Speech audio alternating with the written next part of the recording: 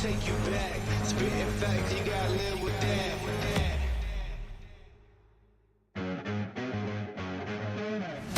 Who got it? Who want it? No problem. We mob it. Who got it? Who want it? No problem. We mob it. Belly of the beast.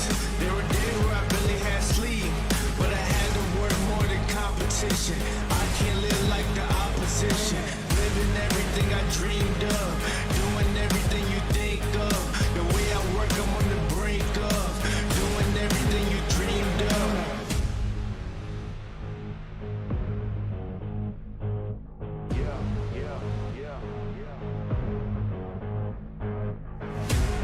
Only aim for perfection, ain't no half stepping. I'm gonna take you back, spitting facts, you gotta live with that. Who got it? Who want it? No problem. We mobbing in the city, plenty havoc causing.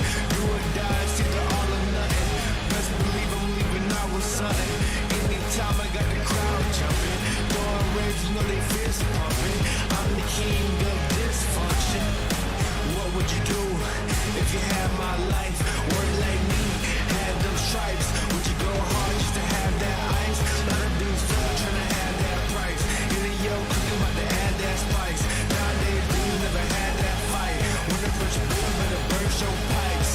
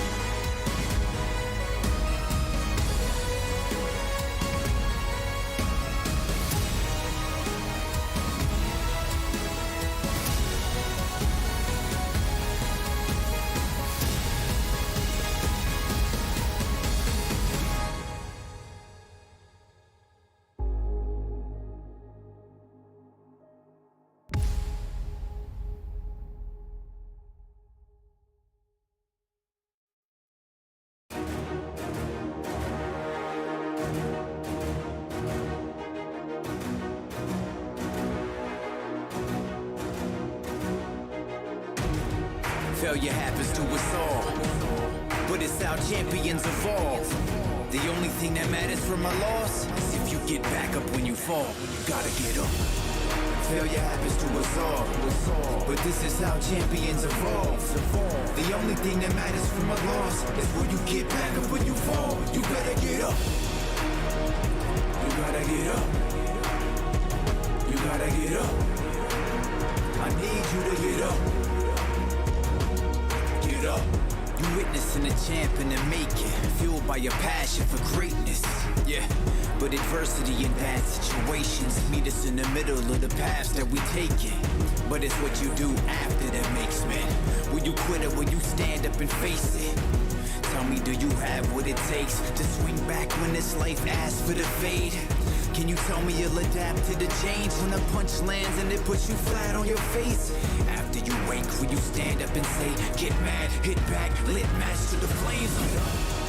Failure happens to us all, but it's how champions evolve. The only thing that matters from a loss is if you get back up when you fall. You gotta get up. Failure happens to us all, but this is how champions evolve. The only thing that matters from a loss is will you get back up when you fall. You better get up. You gotta get up. You gotta get up. I need you to get up. Get up.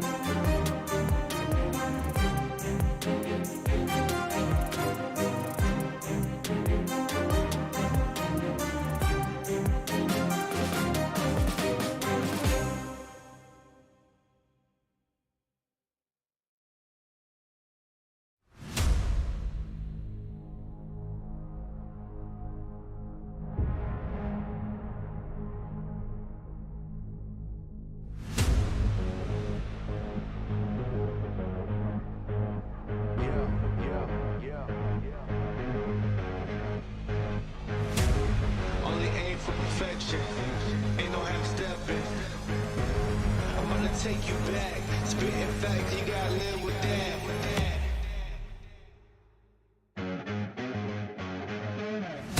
Who got it? Who want it? No problem. We mob it. Who got it? Who want it? No problem. We mob it. Raising the belly of the beast. There were days where I barely had sleep, but I had to work more than competition. I can't live like the opposition. Living everything I dreamed of, doing everything you think of. The way I work, I'm on the brink of doing everything you dreamed of.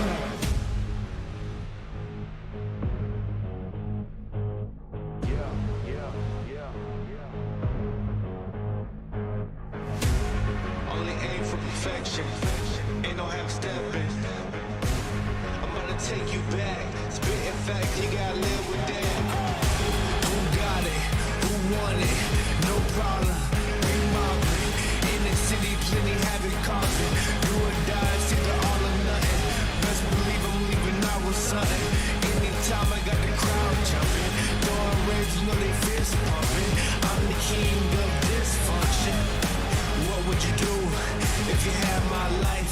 Work like me, had those stripes. Would you go hard just to have that ice? Lot of dudes still trying to have that price. In the yo, cooking about to add that spice.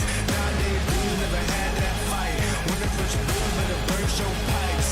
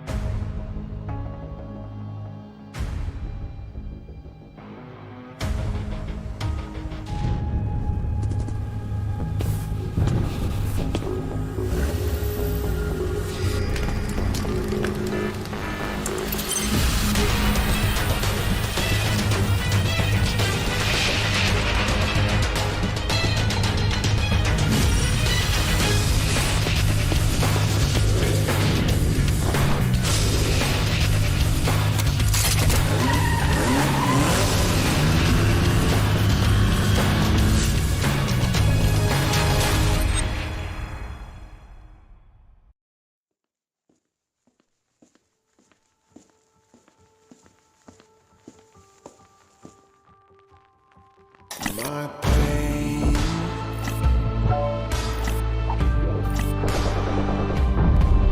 Light a fire so the world can see. There's a fight and a rage deep down in the heart of me.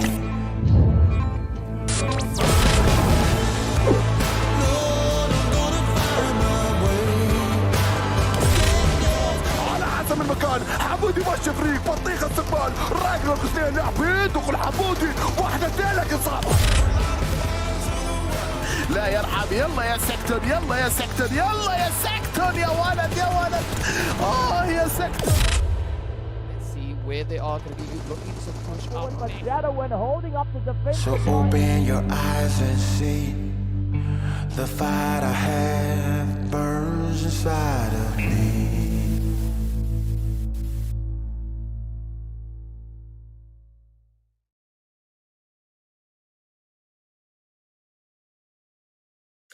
Hello everybody and welcome to the PMPL Middle East and Africa day number 2. My name is Hiprain and I am joined by DK. DK, we had a really interesting day number 1, so how are you feeling as we're kicking everything off? I gotta say, I'm pretty excited to see what the teams are going to be bringing in moving into the second day. I mean, day 1 really hot and sweaty, loving the action we saw coming through from the teams. But, you know, moving into the second day, this is where we want to see the teams looking to bring a little bit more focus into their approaches coming into the matches, right? So all the nerves, I think we can leave them all behind. And now it is time to focus on the gameplay. And I'm excited to see what the teams are going to be bringing in on the battlefield. Yeah, well, if you guys want to be focusing on the gameplay yourselves, make sure you head over to our social media channels to keep in touch and up to date with all of the action. But you can see here as well our overall rankings. Nope, social media. Nope, rankings. There we are, social media. Obviously, we are streaming to you live on PUBG Mobile Esports Africa over on YouTube. You can get in touch with us on Facebook, TikTok, Instagram. I totally forgot what the third one is. We went over it yesterday. It's TV Nigma channel, right? TV. Nigma Yes. TV. Yeah. That's the one. But obviously get in touch with all of those. Keep up to date with everything going on here at the PMPL MEA Championship today. Also, we want to give a big shout out to Monster Energy Drink, the official energy drink of this tournament. Without you, it wouldn't be able to happen. So big shout out to Monster. Yeah, and of course, we also got to give a big shout out going out to Oppo. So, upgrade performance and upgrade fun. Celebrate your winning spirit with a brand new Oppo Reno 7 Pro 5G, the designated smartphones for PUBG Mobile, Middle East, and Africa esports in 2022.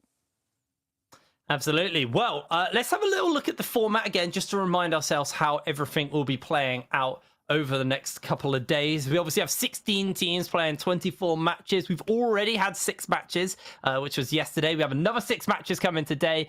And obviously all those points will be adding up across the next couple of days. You'll be getting a couple from the likes of winning, some from elimination. So if we bring up our point system, we can see exactly how everything is calculated here in today and across the rest of this weekend. I believe it's 15 points for a win, if I remember from the top of my head. And then obviously 1 point for for an elimination. We had some teams yesterday who were able to really claw back the points via placement and also just incredibly bloody games for themselves as well, especially on that tail end of the day, because it was quite tight, wasn't it, DK? Some of the teams, you know, they started off on a wrong foot or had a bad start to the day, and then just bounced back in the latter half of the day. I mean, I gotta say, like, I was watching the games, you know, in the green room, if we can call it that, and there was a few times where I spilled a little bit of popcorn on myself because, you know, it was just so captivating and so exciting to see what the teams were bringing through. So that's why I'm saying I cannot wait to see what the teams are going to be bringing through moving into the second day of gameplay. And a lot of the teams we've seen now just utilizing the living heck out of the point system and also just making the most out of that 1 point being awarded per elimination. Of course, they're also at the end of the day going to be fighting it out for their lion's share of that prize pool. Yeah, and exactly, the prize pool is big as well. MVP obviously gets himself $2,000 in their pocket, but 40k for that first place. It's a mixture of regional pride, but it's also you're playing for the money as well. There's a lot of money up for grabs, and you know, coming into yesterday, I had some ideas of what teams to watch. But some things were definitely, some teams kind of came out of left field for me. Obviously, Umbra being at the top of everything, looking very, very good. You know, teams like Nigma Galaxy, had a great start to the day, but it wasn't as impressive as I expected. They ended in second because they were able to get 2 first places. But CONQUEROR as well, you kind of talked about them at the beginning yesterday, DK. You go, we haven't really seen much from CONQUEROR. And at the end of the day, they were playing incredibly well. So I think it's quite hard to call who we think is going to be taking this championship at the end of the weekend. Now, let's have a quick look at our schedule to see how everything will be playing out and what maps we'll be playing on today. Or, sorry, the schedule of the night. That's coming up later. Schedule of today. So, obviously, we've done Thursday. We're on Friday. There's still 2 more days to go as well. So, there's a lot of games to happen. It's 6 matches per day, remember. I'm curious, you know, now that we've had a day with these teams, do you know, are there teams who you think maybe they're better in the long haul? They're better at playing out across these long days? Or do you think there's going to be teams who kind of come out from nowhere here, DK? I'm expecting that coming out of nowhere, coming out of left field kind of performance, you know, from the teams. And the reason why I say that is the same kind of performance we had coming through in their respective PMPLs, particularly looking at what we had happening over in the PMPL Africa side. And of course, as we know, right, they are going to be making their way across our beautiful selection of matches here today. The 3 Erangels, as we can see, separated with a little bit of that Miramar and Sanhok action, just to add that extra little bit of spice and, of course, provide the teams with an opportunity to make up for whatever they might have been lacking over on towards the Erangel itself.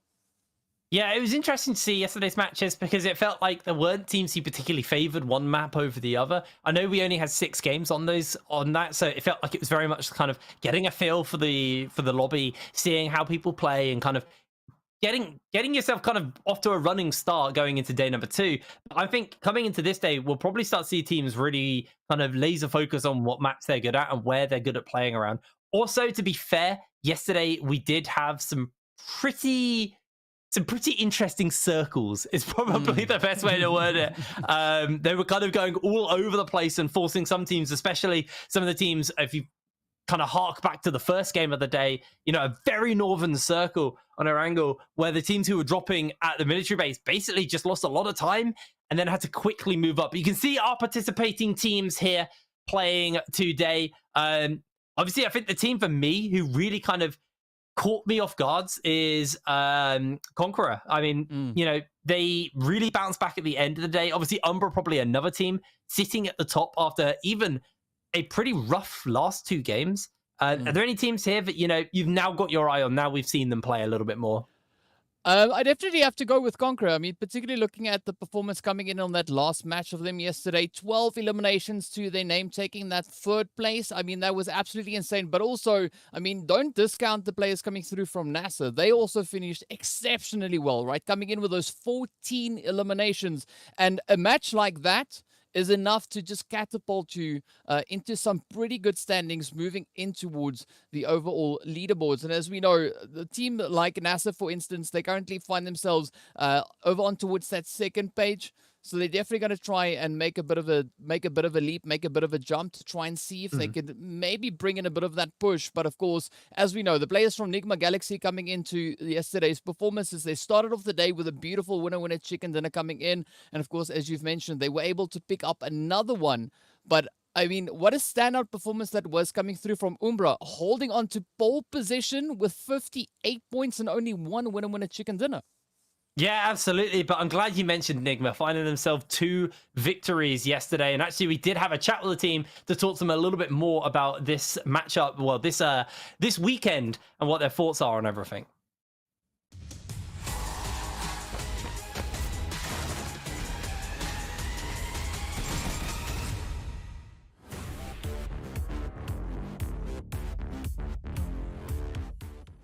كبداية حمودي، ما هو إحساسك قبل بداية البطولة القادمة؟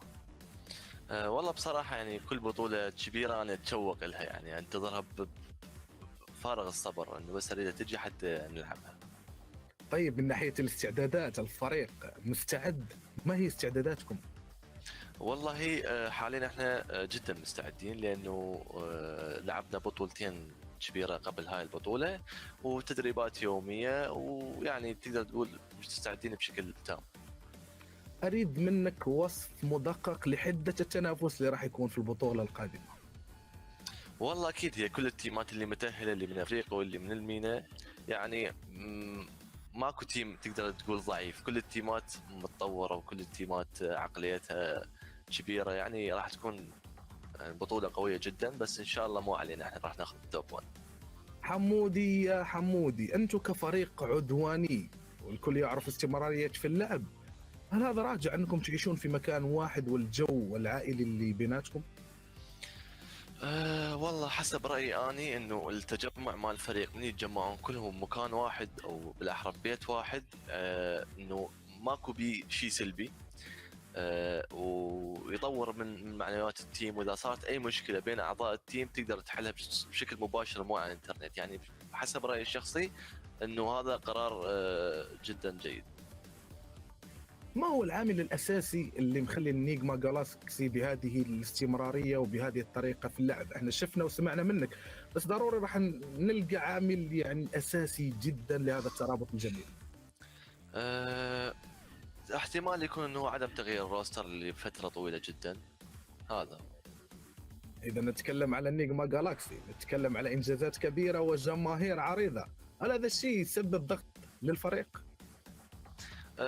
هو حسب يعني شخصية اللاعب أو شخصية التيم، إن إذا راح تأثر أو لا ما تأثر عليها. يعني ما أعرف، أنا عن نفسي ما تأثر بالكلام السلبي، أخذ بس الشغلات الإيجابية اللي تنفعني، فما حسب نظرتي انا ما تاثر لا. نتمنى لكم كل التوفيق في البطوله القادمه واستمراريه لمزيد لحصد لا لا لا لا لا لا لا لا لا لا نتمنى لكم التوفيق يا حبيبي حمودي، وان شاء الله نشوف الاداء القوي اللي تعودنا عليه في البطوله القادمه باذن الله. شكرا لك حبيبي. عفوا يا حبيبي حمودي.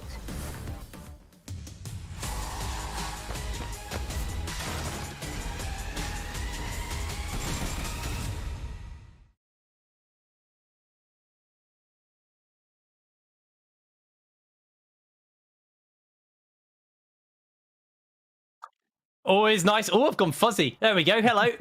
Always nice to hear back from obviously the teams. Nigma, you know, not as dominating performances maybe we expected out of them from day number 1, but able to kind of bounce back. They definitely hit a bit of a lull in the middle of the day, starting on a win, ending on a win.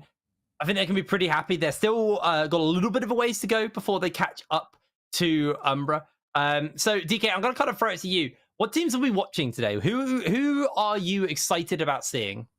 I'm definitely excited to see what Umbra is going to be bringing in for the remainder of today's games, right? Whether they're going to be stepping up and looking to push their lead that they've got, looking to make it even greater than what they already have. I mean, so far they're sitting 5 points ahead of the players there from Nigma Galaxy. But looking at the performance yesterday, definitely today has the potential to be another fantastic day. But also, I'd love to see a few more of the African teams stepping it up, right? So teams, for instance, like G3 Temper, the players there from Team Myths, also Slime 4KT, Intruder, Virtual Gaming. I want to see these teams also step up and just flourish on the battlefield. So who knows? Maybe today might be the day in which we see exactly that happening. Yeah, absolutely. I think, you know, Intruder Africa are a team who had a very rough day yesterday. A lot of the times when we did check in on them, they were walking around with like 1 or 2 members left and kind of just playing for placement after they lost a pretty rough fight for themselves. You know, there were a few games where they were able to pull it back a little bit, thanks to, you know, just one person sitting and just kind of waiting out for those placement points. But at the end of the day, it wasn't an amazing day for them. I do believe we actually have our scores and see how everyone is doing right now. Yeah, so we can get a good idea of where our teams are, because I think that's probably the biggest thing for us to see is actually where the standings sit as we enter into day 2. I didn't hear a word that was just said in my ear, but hopefully we'll have that up. Another team who I also want to kind of hit on is YaLLa. They started out pretty rough yesterday, then kind of bounced back in the middle, and then towards the end of the day, it kind of fell away from them. But YaLLa definitely a team to, I think, to kind of keep your eye on as a potential kind of front runner or a team that could really play upset across the next couple of days, right? Yeah, I mean, because like I remember YaLLa performing in PMPL Arabia last season, you know, back in 2021. And already then they were a pretty impressive team. So I'm curious to see whether or not they're going to be looking to push even further coming in here. As you said, right, they are in a potential position where they could be bringing in quite a few of those upsets. And already looking at their current point situation, I mean, they're not too far away from moving out of that 4th position and potentially even contesting up in towards 2nd and 3rd. Absolutely. Yeah, there's a whole bunch of teams who I've really kind of got my eye on. There's a bunch of teams that obviously need to bounce back.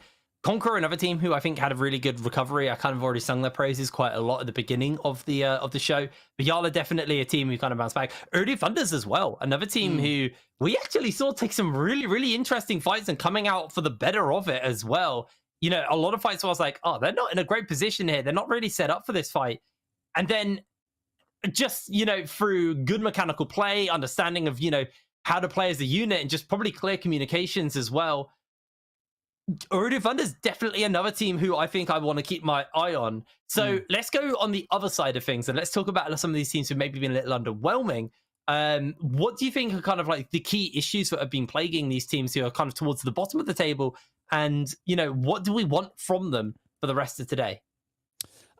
Like, I don't want to go as far as to say that it's nerves, but who knows? Maybe that could be part of what it is, right? I don't believe there's any team here that is in a position where they don't possess the skills to perform exceptionally well because they've proven themselves, right? So for me, it would be the team sitting a little bit lower on that leaderboard, all the way from potentially 10th place down in towards 16th, right? We want to see those teams really come into their true form and show us why they've been able to make it this far.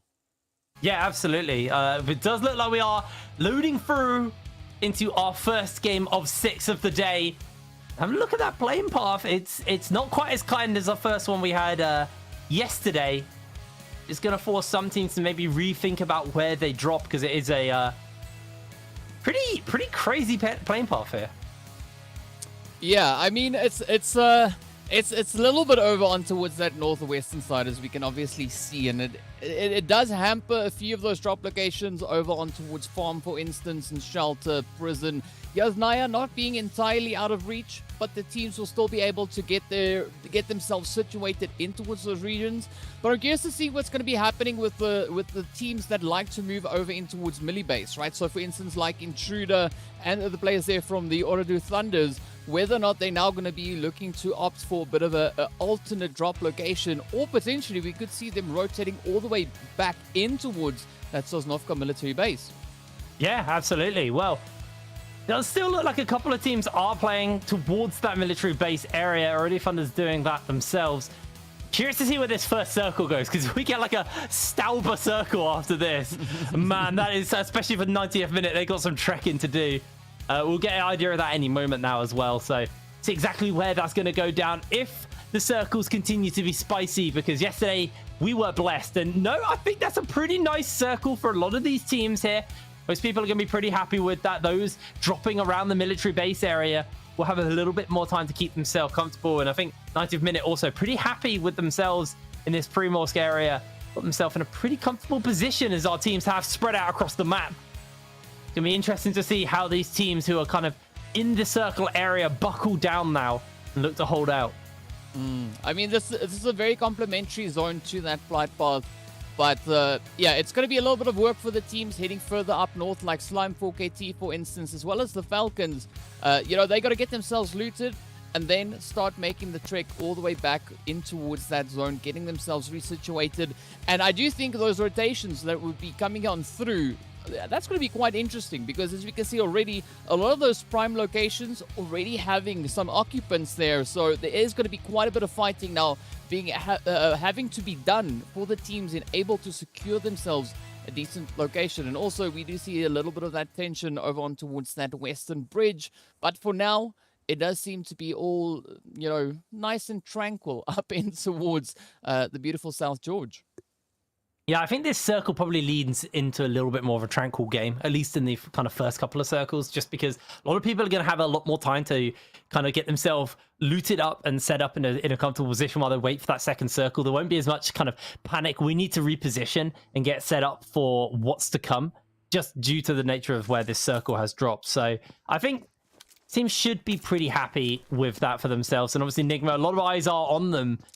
You know, obviously a team who are pretty storied from going third in the Global Championships. And is this once again Ooredoo swimming at the bottom of a bridge after getting involved in some action? It looks like that is going to be the case, as Smoker can take a amount of spray there from Kalga just from the distance, and his teammates are all scattered. And Ooredoo, this could be a really catastrophic start, as they've already got 2 people out of this for the moment. It looks like there's a potential finish up here. I gotta say, this is quite the bit of a bumpy start. So I did mention we were seeing a little bit of a contention coming through on towards this bridge. But what a beautiful positioning this is coming through from CONQUEROR. And they are definitely looking to conquer this bridge. And so far, it does seem like they are quite successful in their attempts. They haven't found any confirmations just yet, but definitely putting quite a few holes into the side of the players here from the Ooredoo Thunders. Yeah, Ooredoo, this is not the start they needed. Got 2 players knocked, and look at the health bar as well. I think this might just be a bit of a rough start for them, as CONQUEROR, like I was kind of saying, they had a really good bounce back from what was a horrific start to the day. Able to come back into the later stages of yesterday and really make it count, as I don't think anybody's going to get to Smoker in time, so we will see our first player fall momentarily. There goes Smoker. And Ooredoo, just like that, lose 2 players in the first match of the day. Yeah, a little bit of a bumpy play coming through there. But now they got to try and make it work, right? So we got Alhaje and Rex, the 2 remaining hopefuls now for the players here of the Ooredoo Thunders. So curious to see where they're going to be going, as CONQUEROR might now potentially decide to back off of that bridge, just reposition themselves to get a little bit of an angle underneath. But I mean, in the meantime, looking at the players coming through here from Umbra, it does look, very tranquil over in towards school. A point that we do see being contested at some points in time, but at least for where this current zone is situated, there's not going to be any apparent need for teams really to fight it out, seeing that school is just outside that zone. But of course, the rotations will have to start making their way through, and I'm quite curious to see what's going to be happening over in towards the Quarry region. Currently, we do see the players from Myth starting to descend down upon it, but also we have the players there from G3 Temper also starting to step a little bit closer, looking to get themselves situated up in towards Quarry. Having a quick look at Twisted Minds and Intruder Africa, who are quite close to each other. At least a couple of the members are. Remember, for Intruder, it was a pretty bad day. They were losing people early. It looks like it's only 2 members apiece from both teams. Is G3 take a couple of shots from YaLLa on the way out.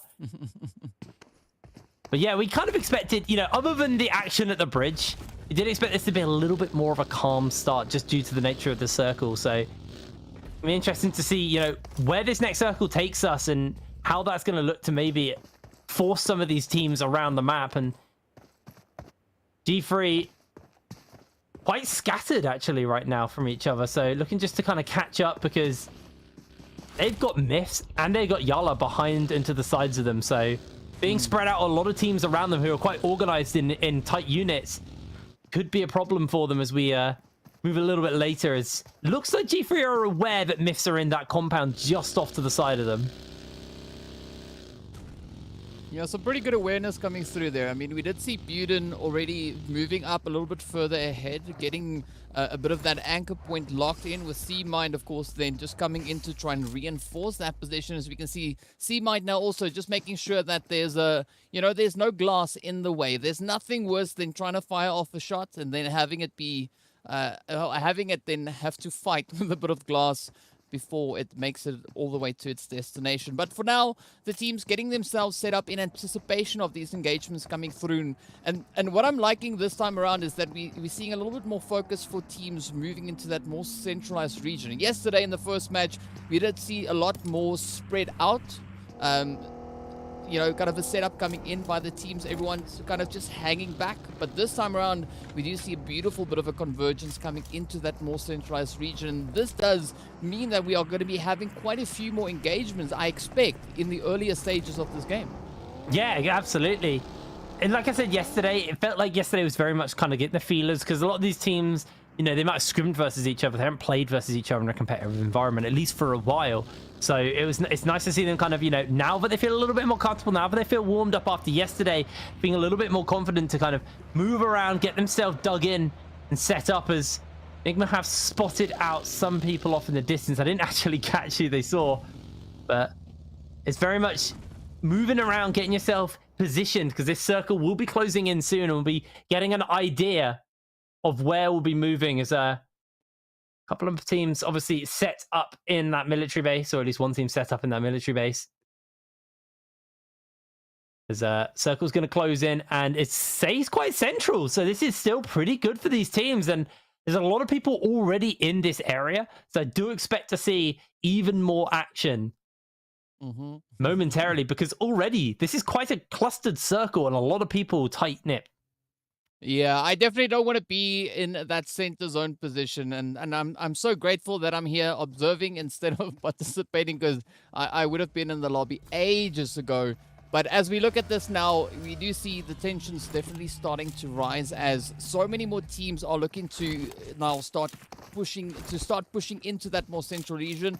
I mean, the players here from CONQUEROR, they have found a good spot all the way on the edge there of Ferry Pier. So I think this is a good position for them to hold, at least for now, looking at this current phase. As we can see, they are relatively uncontested, and the only team that they could be potentially keeping a bit of an eye on could be the players there from the Ooredoo Thunders that are yet to rotate across from that Sosnovka military base. So they're pretty beautifully set up here, at least the players from CONQUERORs.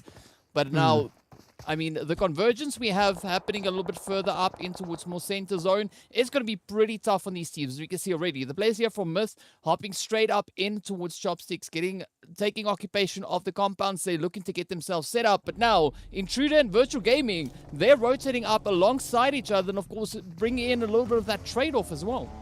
It's always interesting because I swear Intruder are always fighting other African teams every time we see them. You know, obviously only 6 teams from Africa representing in this tournament, but looks like they're actually looking to try and avoid this and get out of the blue as quick as possible. Oh, nice shot there. Virtual Gaming, they're going to look to finish up as well.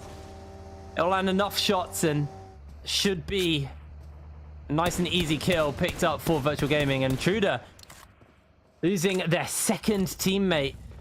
Now Virtual Gaming probably feel a little bit more comfortable to move and rotate through. Yeah, I mean, that was some great shooting coming in from Virtual. It's unfortunate that it was Intruder, you know, falling under the scope there. But at the end of the day, you got to take whichever shots you can find. And speaking about shots, it is going to be Hamodi here, just keeping a very watchful eye on the position of Broly, as Broly is now just trying to move up around the attic, trying to find a good position. I'm not quite sure whether or not Broly is actually aware of that position just up behind him, but as we also can see, the players here from Virtual Gaming now just picking up a few more of those engagements just a few moments ago, really starting to thin out the numbers there for Intruder. As we can see on the screen, down to 2 they go. And of course now Hamodi still just patiently waiting before they potentially start popping off. But also now Slime 4KT all the way up in towards that northwestern region. Definitely looking to set up a bit of a potential gatekeep here, as we've got the players from Rico Infinity also looking for their own rotational path back up into this next phase. Yeah, Slime 4KT, a team who I do want to keep my eye on because they had a very, very poor day yesterday. So it's interesting to see, you know, are they going to bounce back, or is this going to be even more problems for them, as pretty much everybody at this point has now got within the circle. See those 2 remaining members of Ooredoo Thunders just making their way over the bridge and leaving the military island. But as the circle closes in for the 3rd time, it stays very central. It is very much in this point, I expect to see quite a lot more action coming in from these teams because everyone is going to get very pushed together. You already see Ooredoo Thunders, I believe, actually spotted out a couple of people as they're trying to stay out of range of that team. Yeah, and I think it's going to be in their best interest at this point to try and just play it a little bit more cautious, a little bit more calculated, and not overextend themselves. And it does really seem like that is kind of the approach that they are taking. But on the flip side, we do see the players here from Virtual Gaming, Petrox at least now, just rushing up, looking to get a bit of that anchor point set up, while we have Rolkus and the rest of the players now from Twisted Minds also looking to come into a bit of a contentious position here. But again, Petrox, beautiful setup, just keeping a very watchful eye on the window there as the rest of the squad now from Virtual start making their way on in. And I mean, this is a beautiful setup. Twisted having good control of the high ground here, a great vantage point. But we can also now see the players there from Ooredoo Thunders looking to roll on through, and one shot might also now get a little bit of that heat heading up in their direction. Yeah, it's getting very heated here indeed. It's Virtual Gaming under fire from Twisted Minds, trying to get a bit of a flank position through here, using these buggies to reposition, see if they can catch them out. Twisted got a pretty nice spread in the cover from the trees. Obviously, the buggies to try and flush people out is working in their favor, as Virtual need to be very, very careful here. That's going to be one picked off here by Twisted Minds already. Rolkus, lovely shot there, and should just be able to finish up here, make sure that there's nobody getting picked up.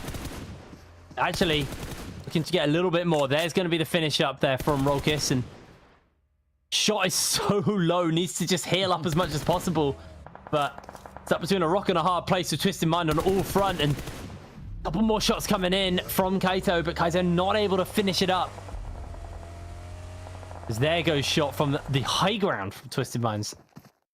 Oh, I mean, the team's really just trying to hold on. As we can see, 3 teams now being reduced down to only 2 remaining hopefuls. But of course, the players here from Twisted, they just going to be lurking up behind these ridge lines, waiting to see whether or not Virtual Gaming is going to attempt to potentially move on through. We do see that blue zone also starting to make its way on in. We're getting ever closer to our 4th phase. And this is where things are really then going to start heating up. For the time being, the teams are looking to be respective of their current positions. But of course, it is going to be Rico Infinity coming in with a little bit of a trade-off on towards YaLLa Esports, as they now look to put up a bit of a fight here, right? They want to hold on to at least one compound. And now we're going to be seeing a little bit of that back and forth coming in between both these teams. Yeah, they're going to be forced out, though, as that circle is very, very close to them. 0-1 already down a player. As Rico Infinity able to find themselves that pickup. And it's just Twisted Minds again. They're taking another fight versus CONQUEROR. That's going to be 2 people getting knocked immediately. Twisted Minds, they're kind of getting brutalized here by CONQUEROR, but actually, they got a nice little flank. They're advancing up forwards here. The spray's coming down on Rico. He's able to take himself down. A member of Twisted Minds going to finish him up as well, just to make sure that Twisted Minds are in such a dangerous position. There's Kaito, I believe, trying to pick up his teammate, but instantly gets himself knocked as well in the follow-up. And CONQUEROR just eliminate Twisted Minds. A beautiful fight from them.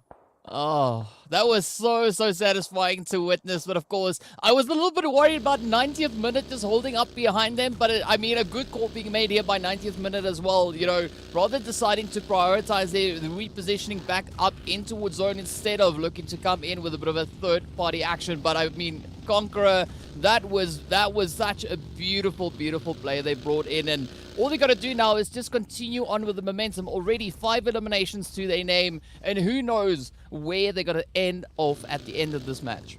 It really feels like after yesterday, especially that tail end of yesterday, CONQUEROR momentum, the wind is in their sails. They've honestly had some amazing performances in the last couple of games, and coming into day 2, hot and ready, is YaLLa. Gonna catch some people out in the smoke there as a Slime 4K just off in the distance, but Rico Infinity are just going to try and reposition away from the members of YaLLa, or at least get themselves set up into a more comfortable position to take this fight. And up comes that beautiful, the beautiful chorus of the shots just being fired back and forth between YaLLa and Rico Infinity. But of course, Rico being a little bit closer to zone. We can see Bomba also getting repositioned, but a beautiful spray now making its way right into the side there of Slime 4KT. And of course, also G3 finding themselves in a little bit of a hot spot, going toe-to-toe now with Nigma. As you can see, Raouf cooking up that nade, sending it up in the direction of Buden, but also receiving a beautiful nade in return. Does seem to be maybe just a few smokes. Buden quickly trying to heal on up, but Slime also coming in on the opposite end there. So the players here from G3 getting caught in a very uncomfortable sandwich, and it is looking pretty grim. As we can see, Buden, not the craziest amount of health remaining, but definitely quite a bit of pressure now being applied by 4 teams holding up over on towards the southwestern side. It is a cluster for this hill, as CONQUEROR trying to also force their way up. Pronto being forced out as well into that blue. Groza just going to try and reposition, get out of that blue, get out of that ticking damage, as Slime just trying to hang on, to be honest, during the middle of all of this action. They might just be looking for the pick here, making sure that a CONQUEROR member is going to get knocked out, as Ooredoo Thunders will disappear from the match as the circle looks to close in once again. There's still a lot of people alive, 45 people remaining. As our circle closes in ever tighter. Oh. That is going to force everybody out from this weird fight that's going on over the hill. But they can't just give it up yet, because G3 are in the smoke, and they are so low. They are in so much danger, being pincered on. As Harmony just getting the shots into the smoke, able to knock one, looking for the second as well, and there they go. G3 Temper knocked out. Well, a little bit of hide and seek coming through there from G3 Temper, but you know, fortunately for Nigma, they were able to find those plays. But looking at where that zone had shifted, it had moved all the way up in towards Chopsticks. I've been waiting so long for that, and of course with that, it is also going to be the end of the run here for Slime 4KT as they too get sent back into the lobby. We've got to say, this position, moving into Chopsticks, it is going to be hella challenging for these teams to find a good position, a good vantage point to be fighting from, and it is going to result in some pretty insane action. Of course, starting it off, it is going to be NASR here. Ragnarok just looking to claim a few of those eliminations at the hand of Virtual Gaming. Yeah, NASR definitely had a bit of a quieter game, but some lovely shots coming in from Ragnarok. Able to take down Virtual Gaming and knock them out just like that. People are starting to drop like flies. As we're seeing CONQUEROR's members under fire as well from Falcons, and CONQUEROR are going to get knocked out. Falcons able to deal the killing blow to them, but Umbra, it's been a pretty quiet game for them. They're still in it. They've been hanging out, keeping their heads down for the moment, because they did, remember, have a pretty rough day one, or at least the tail end of the day one. They are still first in the standings, so looking to try and bounce back as they had a 20-point lead coming into today. There's Nigma now taking a couple of shots as they are moving through this very open field. Immediately, as Nigma are under a serious amount of fire from all fronts. Everybody is just getting sprayed down. They are just out in the open. It is shooting fish in a barrel for everyone. Nigma are wiped. Oh, I called it. I said it was going to be absolute chaos, and that is exactly what we're having. NASR now just going to town there as the rotations are coming on through 90th minute. Also looking to get a slice of the pie. But unfortunately, Myth will be stopping them dead in their tracks. Of course, YaLLa now moving in right behind them. Also looking for a few of the crumbs there. But as you can see, we've got Powerful and Hopen on the front line, looking to put up a bit of a offensive approach here. And now, I mean, Myth, they're looking pretty good. They've already had a beautiful run. But look at these utilities getting sent back and forth. And they did so much work there from YaLLa as it's trying to get the spray over the wall, but in comes a bit more damage. That's going to be hopping down. And Ramsey's going to come in and finish him up, make sure that he is not going to be a problem. Immediately kicked out by Powerful. A bit of response there from his teammate as Myths hanging on by a thread right now. Only one player up. And Powerful looking just to push in to see if he can deal the killing blow to Myths. It looks like the pickup will be coming in, won't be coming in time. Myths are knocked out, and we are down to 6 teams. Wow. I mean, this is absolutely insane here, Brian. Of course, we can see several more teams now looking to get themselves repositioned back into that next phase. Intruder coming under some severe fires. We can see it is going to be Omar and Raouf now just looking to get themselves situated right here in the trenches. But of course, we also have the players there from 0-1 setting up a bit of a gatekeep right there on the very edge. Umbra still alive, as we can see, wasted. Now just creeping a little bit closer, looking for a potential angle to play from.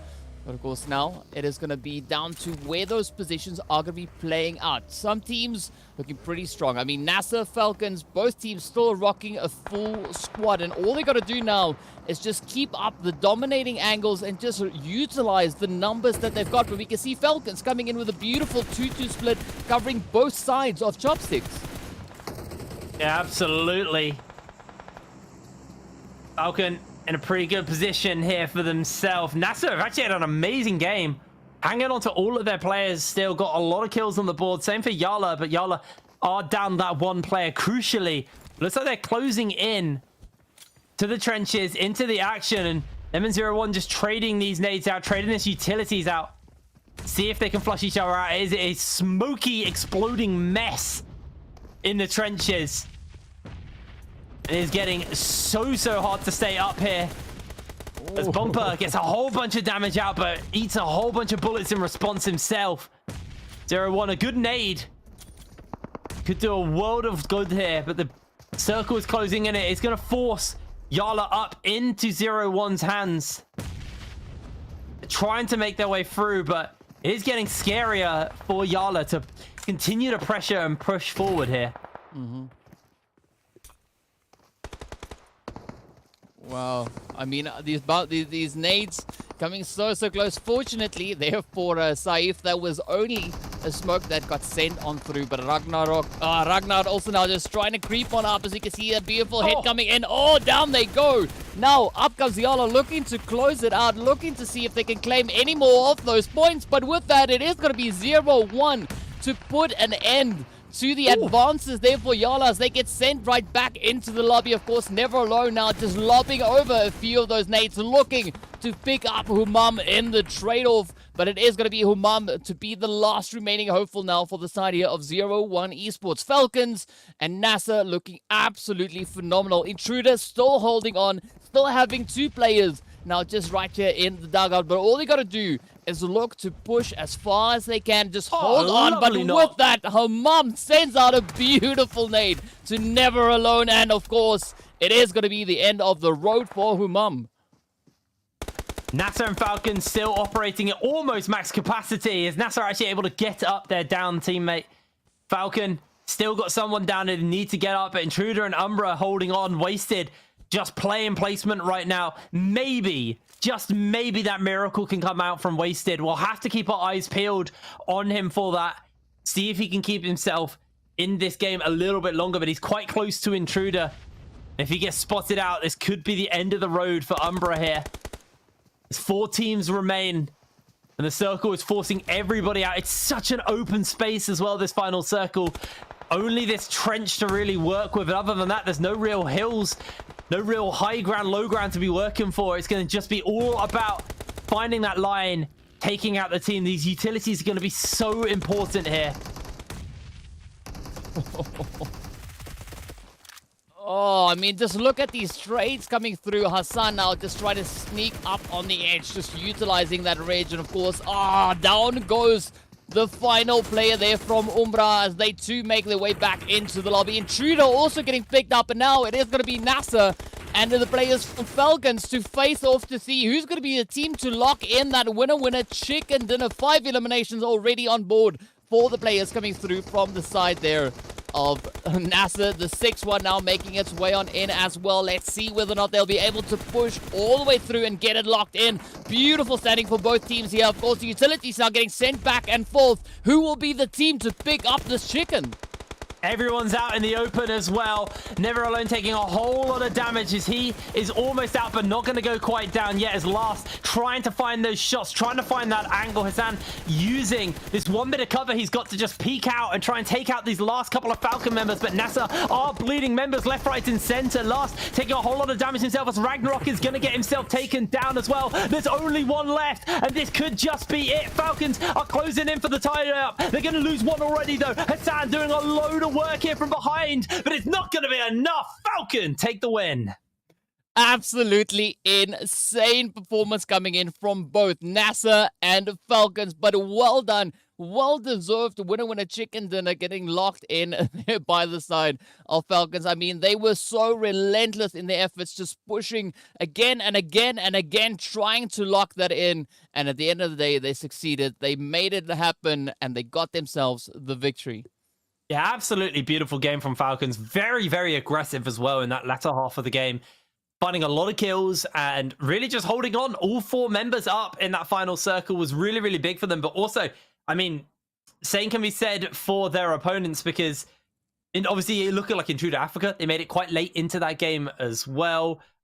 We saw some of the bigger teams get knocked out very early with the likes of Nigma and the likes of, oh God, I've had a brain fart, CONQUEROR.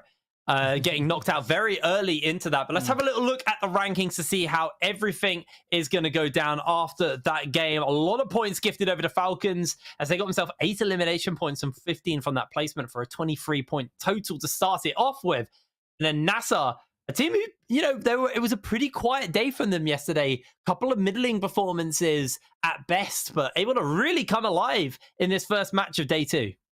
Yeah, definitely a great jump coming in there from them. And I mean, what better way to kick it off other than 6 teams being in pretty tight contention here, finishing exceptionally well. As you can see, Intruder, Umbra, and the players there from YaLLa picking up those 10 points apiece. Myth, CONQUEROR coming through with their 6 and 7 eliminations. YaLLa also finishing up on 6. And in fact, there's so many teams. But look at this, Intruder, taking that third place, not a single elimination to their name. I mean, they were in it to make it all the way through into that very, very late phase. And they did succeed, as we can see, of course, that being quite reflective in their points. But now moving into the second page, this is where the situation still looks pretty strong coming through, at least for Nigma Galaxy in 90th minute.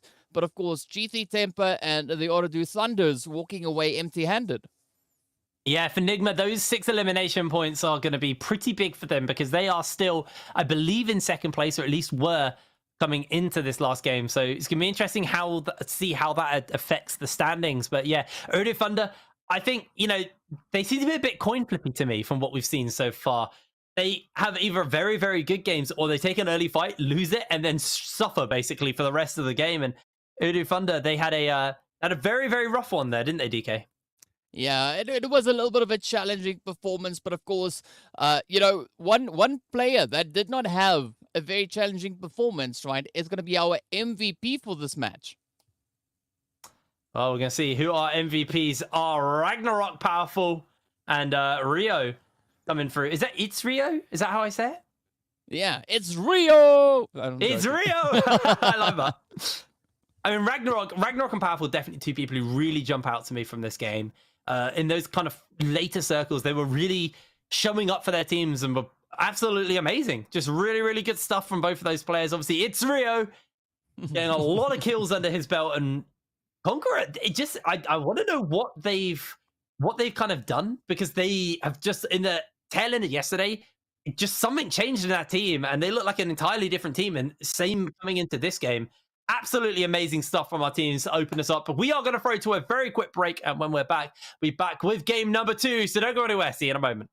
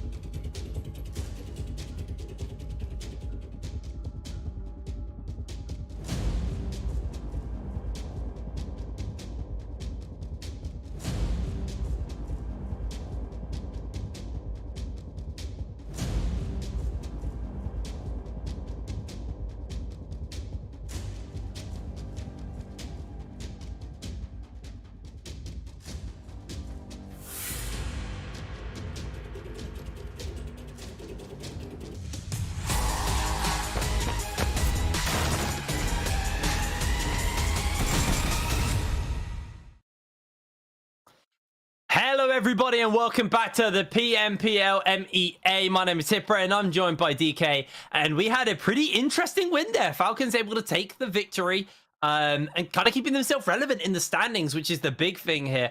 We saw a couple of the front runners knocked out early or kind of unable to really achieve too much. Looking at Umbra there, able to get decent placement points, but couldn't really get involved too much in the action as far as the kills go. So their spot at the top kind of stays, but it's a little bit more stale for them. So I'm interested, now that we're dropping on Miramar, what we're going to see get changed out here. Because obviously with CONQUEROR and Nigma getting knocked out very early, it's going to mess with the standings a little bit more, right? Yeah, I mean, there's definitely that potential for a little bit of an upset to come on through. But, I mean, who knows, right? It can swing either which way. Of course, if we look back to what we had in yesterday's visit over on towards Miramar, we did see a very successful performance coming through from Twisted Minds. And this time around, we do see that flight path situated a little bit further up in towards the northeastern side of the map. So it's going to be a little bit more tricky to drop down in towards, for instance, Monte Nuevo, Chumacera, La Drillera, you know, the whole kind of position down in towards that southwestern side. But again, the teams will most likely start to make their way on through, look to get themselves set up. And there's, of course, nothing that a little bit of a vehicle rotation won't, you know, be able to bring these teams.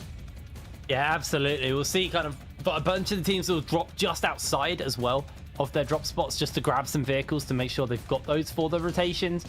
Fairly kind playing path means that most people should get to where they want to go. And curious to see where the circle's going to go, because Miramar yesterday was very interesting with the circles, lots of very spicy ones, and looks like it's actually a pretty kind one once again, kind of in that northeast direction, just eating up that top half of the map. So probably not going to see anybody gliding as far as Valley de Mar, but we're probably going to see kind of similar to what we saw from the last game. A couple of people maybe rotating earlier to get themselves set up in good positions for the circle, and a little scraps around there.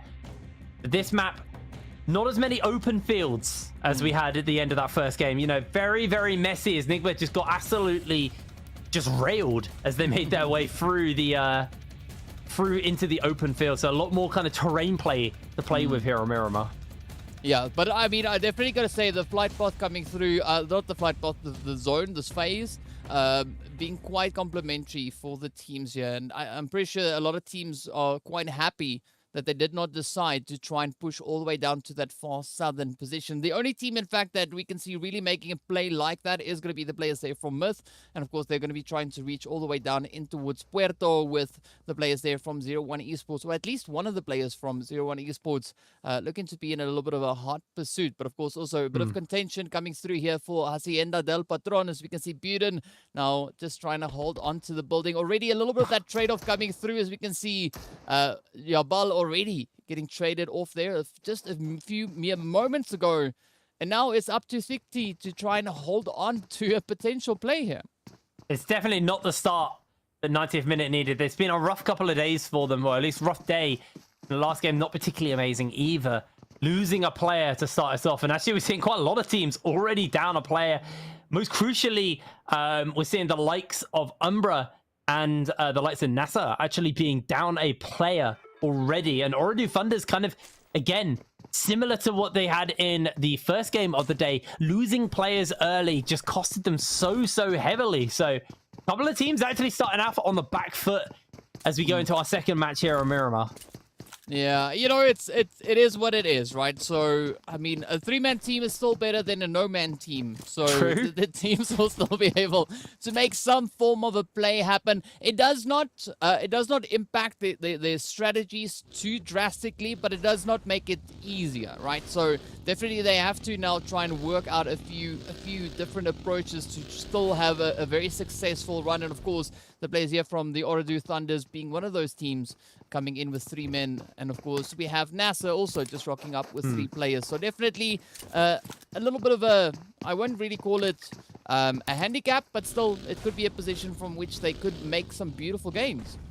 I mean, it could be worse. You could be the only team running around as a 3-man squad. There's quite a few teams who are down a person at least. So, you know, for the likes of these teams who are still kind of holding it together as a full 4-man squad, they're probably pretty happy with themselves. Nigma, once again, still rocking the full 4-man group, dropping in their regular spots as well, able to sort themselves out, get their get their loot together. And we'll see how they're going to play this out. Because obviously this circle, pretty good for a lot of these teams. Able to hold everybody together. You know, I do still expect to see some action break out, at least after this first circle. I think this first circle we had, you know, we were a little blessed to get some action to start out on that first circle, but that was more just where people were dropping. I'll be interested to see once we get to our second circle. That's when that's when I expect to start to see, I swear English is easy, teams kind of get a little bit more aggressive in their rotations. We were talking about English and running out of English just before the match, so it's always so satisfying to hear that I'm not the only one who runs out of English every now and again. But of course, you know, now we're still looking onto the teams to see what they will be bringing on through. Twisted Minds are going to be going about their looting business over in towards the lovely Monte Nuevo.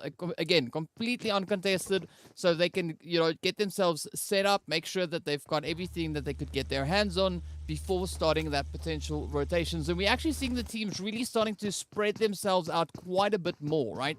Coming into the first initial few drop locations, there wasn't any major tensions aside from the quick engagement we saw coming through on towards Hacienda del Patron. But other than that, the teams were rather quick to get themselves repositioned, relocated, get themselves through this looting phase. But of course, the next interesting part that's going to come now is where these teams are going to be looking to rotate in, and also which rotational paths they are going to be looking to take. Yeah, the big one for me is Myths, because they got a lot of teams actually blocking them off on the map right now. So when they look to rotate, they will be moving into for at least 3 teams. So their rotation may be hampered a little bit, and they may just have to kind of take that blue damage, at least for a little bit, while other people look to position. If they don't do any scouting and do get spotted out, that could get really, really scary for them, really detrimental. But there was a bunch of teams who are still in this circle. They have a bit more of an extended looting phase. They got a little bit more time to kind of sort themselves out and get themselves positioned, because there's lots of high ground to use on here on Miramar. You can look to catch people on these rotations who are looking to head deeper into the circle. You can get yourself set up in very comfortable positions. It's easier to shoot down than it is to shoot up. You can already see Slime kind of making their way up this hill and getting themselves maybe potentially dug into this house here at the top of the hill. I mean, that's definitely a potential play for them. And of course, they've got free reign right here over towards the side there of La Cobreria and water treatment. So they can move up at their leisure, get themselves situated, and that could maybe be a really good decision to be making. But we already see quite a few teams being quite proactive with regards to their rotations, being quite early. I mean, one of those teams being a Rico Infinity, right? Also, just hopping into the vehicles, ensuring that they can get themselves into a more favorable position, looking to push in towards that center zone before the going gets a little bit too tough and they have to deal with so many other opposing teams that could be threatening any of these locations. But as we can see, the surrounding area is still there's still a little bit of separation coming through. YaLLa holding on towards the southern position. G3 also not going for the usual setup up in towards San Martin, instead looking to rotate out and get themselves situated a little bit further in towards that more center zone. Yeah, absolutely. Well, still remaining relatively calm right now. Obviously, we had that very, very explosive start to the day. Well, to this particular map. But YaLLa are closing by where G3 are, so we could see some action break out between these two teams. So we're going to see where the circle goes next, though. That's going to be the big question. As you can see on the map, Myths have actually been able to completely move and stick along to that east coast and avoid actually running into any of the teams who were around them. Ooredoo Thunders being one of them. Actually got himself a pretty comfortable rotation and will put themselves behind, I believe that to be CONQUEROR. As the circle continues to head a little bit more north, there's a bunch of teams who are fairly happy with this position. One of those being Storm 42K, as they've got themselves, Slime, sorry, 42K, got themselves set up on top of that hill and don't really have to move if they want. Kind of stay here a little bit longer. A couple of people are off in the distance. You can see Twisted Mind's got that kind of scout behind them to spot out where the Umbra rotation is, who are going through El Pozo. Maybe into the waiting jaws of some of these other teams. It's 90th minute on G3. It started with action between these two teams, and it looks like it's going to continue as a final member holding out here. Well, the final member on this front, right? So as we can see, 90th minute, Yes. they still have 3 players left. We've got the other 2 rotating elsewhere, but here we go. Fixie now coming in with a little bit of a jump scare here on towards C-Mind, and does succeed in getting that trade, but of course up comes Buden to just bring in a quick bit of an assist there, just wrapping it up, getting that confirmation. And now G3, they've got control of this position. But of course, several more teams holding up in the vicinity, and a little bit of a blow being dealt to the side of 90th minute. I do believe that was their first player potentially getting sent on back, and now they still have a few. No, sorry, that was their second players. They came in with a full squad, but of course we see the rest of the players. We've got Mord and Gaga just holding all the way on towards the more northern position, just off center zone. Yeah, caught themselves off guard away from the rest of their team, and that will cost them heavily. Yes, there's some meds and some resources are going to get used to heal up for G3, but they're going to be quite happy with that. As Intruder Africa are fairly close to 0-1. 0-1 are aware of their location, I believe. Hey, man, kind of revealing their location, bounding over the hill. Is 0-1 might just be getting himself into a bit of a gunfire here with Intruder Africa. Well, let's see whether or not Saif is going to look to play it safe, or maybe look to get a little bit more aggressive. We've got Hemar and the rest of the squad here from Intruder now, just looking to get themselves situated. They've found a little bit of a line of sight right down on towards the players there from Falcons, who are smack dab center zone. But of course, if we look a little bit further down on towards the more southern reaches of the zone, it is going to be CONQUEROR keeping a very watchful eye there. On NASR, as we can see Rio now starting to lay down on towards Batika. The rest of the squad now coming in, following suit. But not quite sure whether or not NASR is going to look to commit to that potential rotation. Instead, looking to get themselves set up right up behind that mountain range. But of course, Ragnarok and Miracle now looking for a bit of a miracle here to get themselves out of the sticky situation, as we also now have Virtual rotating up over on towards the eastern side. You can see Circle going to be closing in as well as Ooredoo Thunders. Last member, only person in the blue right now. Actually, no, Umbra are in the blue. But Umbra definitely been forced into an interesting rotation. They're basically just having to play blue here because they're completely cut off. And it actually looks like Twisted Minds might be holding them as they try to make their way through the road here. We'll see how the Circle favors.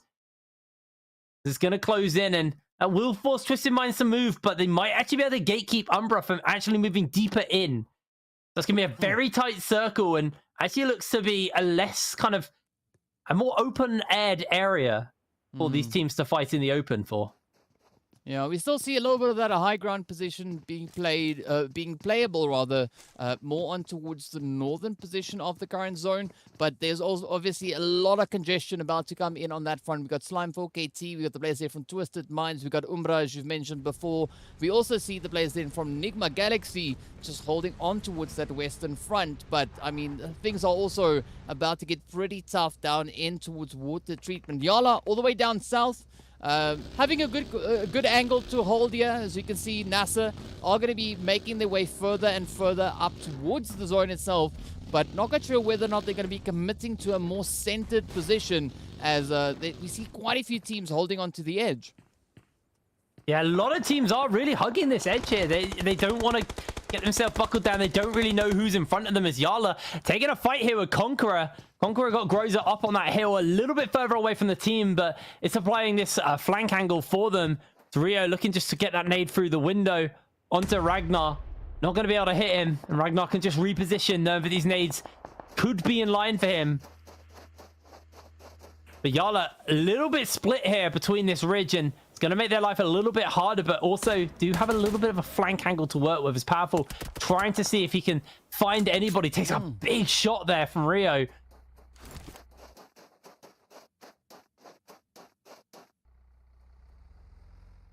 And of course, Rio is going to be trying to move into position.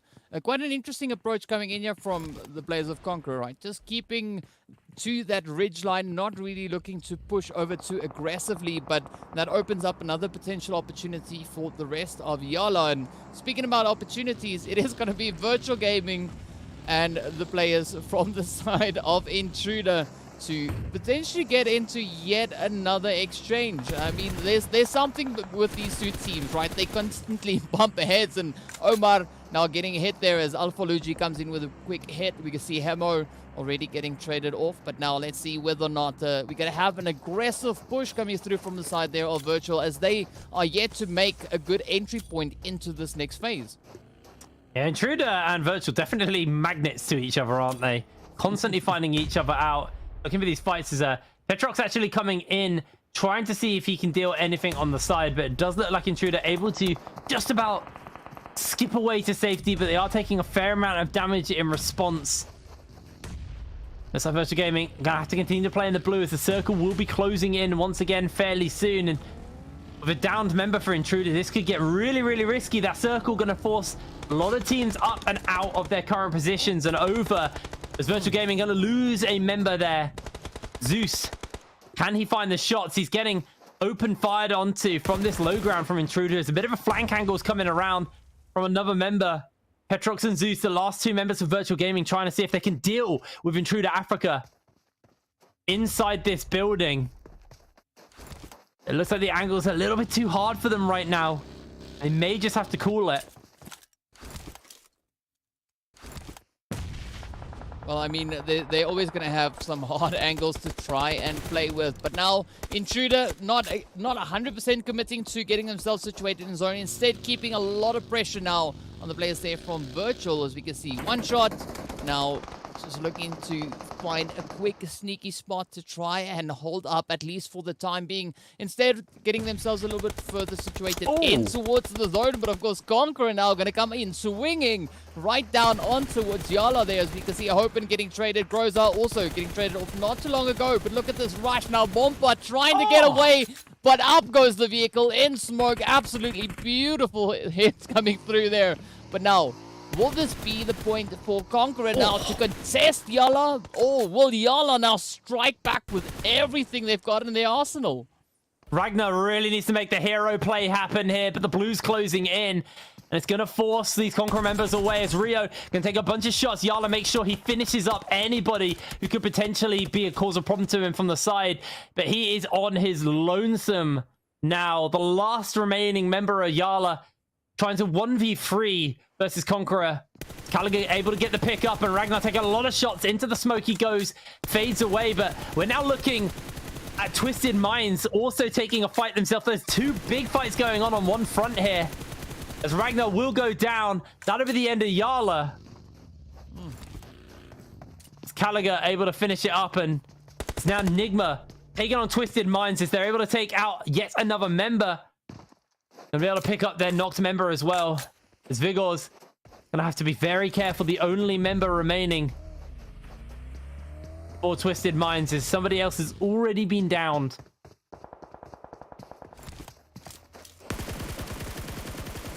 Ooh, up comes Vigos now, just hammering away there as Nigma start making their rotation, looking to get themselves situated back, but of course quickly pulling up into the fuel station. And this is a beautiful turnaround as Twisted Minds get sent back into the lobby. A lot of contention now starting to build, as we can see the players here from Myth and 90th minute being surrounded by Falcons, and the players coming through from the side here of Slime 4KT, aka Slime 4TK. But whichever way, I'll go for Slime 4KT, because Plaza now just picking up a quick hit up on towards Farok. Moment, fortunately, right there to bring in a bit of a helping hand.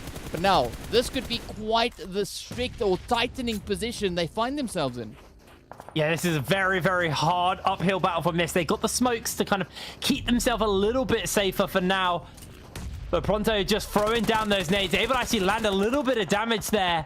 And the rest of the team getting themselves in position to maybe do something about this. Is actually, looks like a third party's joining in, as Falcon are looking to come in onto the side, onto Slime, to see if they can try and take out a couple of members. Storm puts the smoke down just to keep his team up as the nades are coming down, and this is a free fight, three-person fight here. Another nade coming out from Myths. He's just laying them in. Moment doing a lot of work here.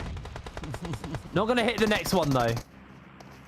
Oh, I mean, the tension's just continuously rising, as we can see. Slime now trying to make a bit of an approach, looking to create a bit of an opening before pushing on back. Meanwhile, it was Lord now raining down just atop the hill onto the players there from Twisted. We saw that not too long ago before Twisted 2 met the end of their run right here on Miramar. But absolute pure aggression coming through from Nigma Galaxy. But now, as we look onto this position just outside of zone, we can see Falcons now just trying to huddle up. 90th minute and Myth, as well as Slime 4KT, still trying to find a way to not only get out of this engagement, but also get themselves resituated back into this next zone. Yeah, absolutely. It's going to be really on these rotations from these teams. There's still a lot of people up and alive.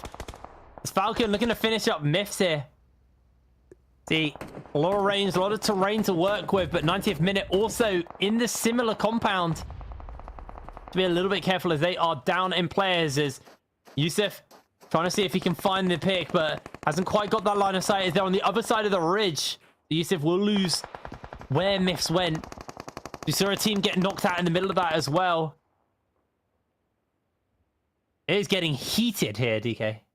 Oh, it's getting really hot and sweaty, and they are on the right map exactly for that. Nigma also now packing their bags, making their way right back in towards the lobby.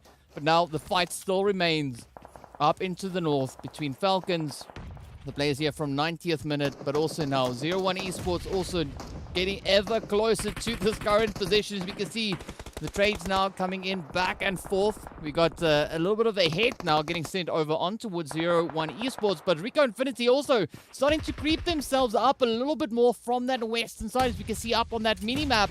But still, several tensions building. Beautifully placed nades getting sent back and forth. And with that now, the players from 90th minute find themselves in a world of trouble as they too make their way back into the lobby. And Falcons now looking to get a clean sweep here. Yeah, absolutely clean sweep indeed. Is actually Storm has got a great flank here. Gets a little bit of damage off onto those Myth members. Not enough actually to finish anything up, but we'll look for the takedown. That is going to be the end of Myths. As Intruder and Slime 42K 2v2, well 2v1 on Myths, unfortunately. Getting completely pinted as Ooredoo Thunders go out on a whimper once again. Not particularly the greatest showing from them on day number 2. As YaLLa are starting to lose members. Falcon, it has been their day. Yeah, it has definitely been an absolutely phenomenal run coming in from them so far. Never alone this time. Definitely not alone. Not like what we saw yesterday, but look at this. SK Ton now also just hammering away at its Butin. They're picking up a quick hit. C-Mind just dipping back and forth on the edge of that smoke. Does get spotted out, but fortunately, SK Ton is not quick enough on the trigger there to cause any damage. You can see Yamaz Humam on the opposite end here now for YaLLa Esports, looking to still hold strong the final 2 remaining hopefuls. But with that, we also now see Damar just laying it down as Storm gets picked on up. It is now Pronto just holding up behind the vehicle, but Aimer comes in with a bit of an assist there. Down goes G3 Temper, making their own way back up into the lobby. But now Pronto, Aimer holding on for dear life, looking to see if they can play these ridge lines to their advantage and potentially get a bit of a jump coming in on towards Falcons. Up comes Damar looking for that opening under the vehicle, and down goes Storm. Line down to 1, and with that, right back into the lobby they go. Intruder are knocked out. Same for Slime in all of this action as NASR and Falcon, once again, 2 teams looking really strong, but Rico Infinity in this as well.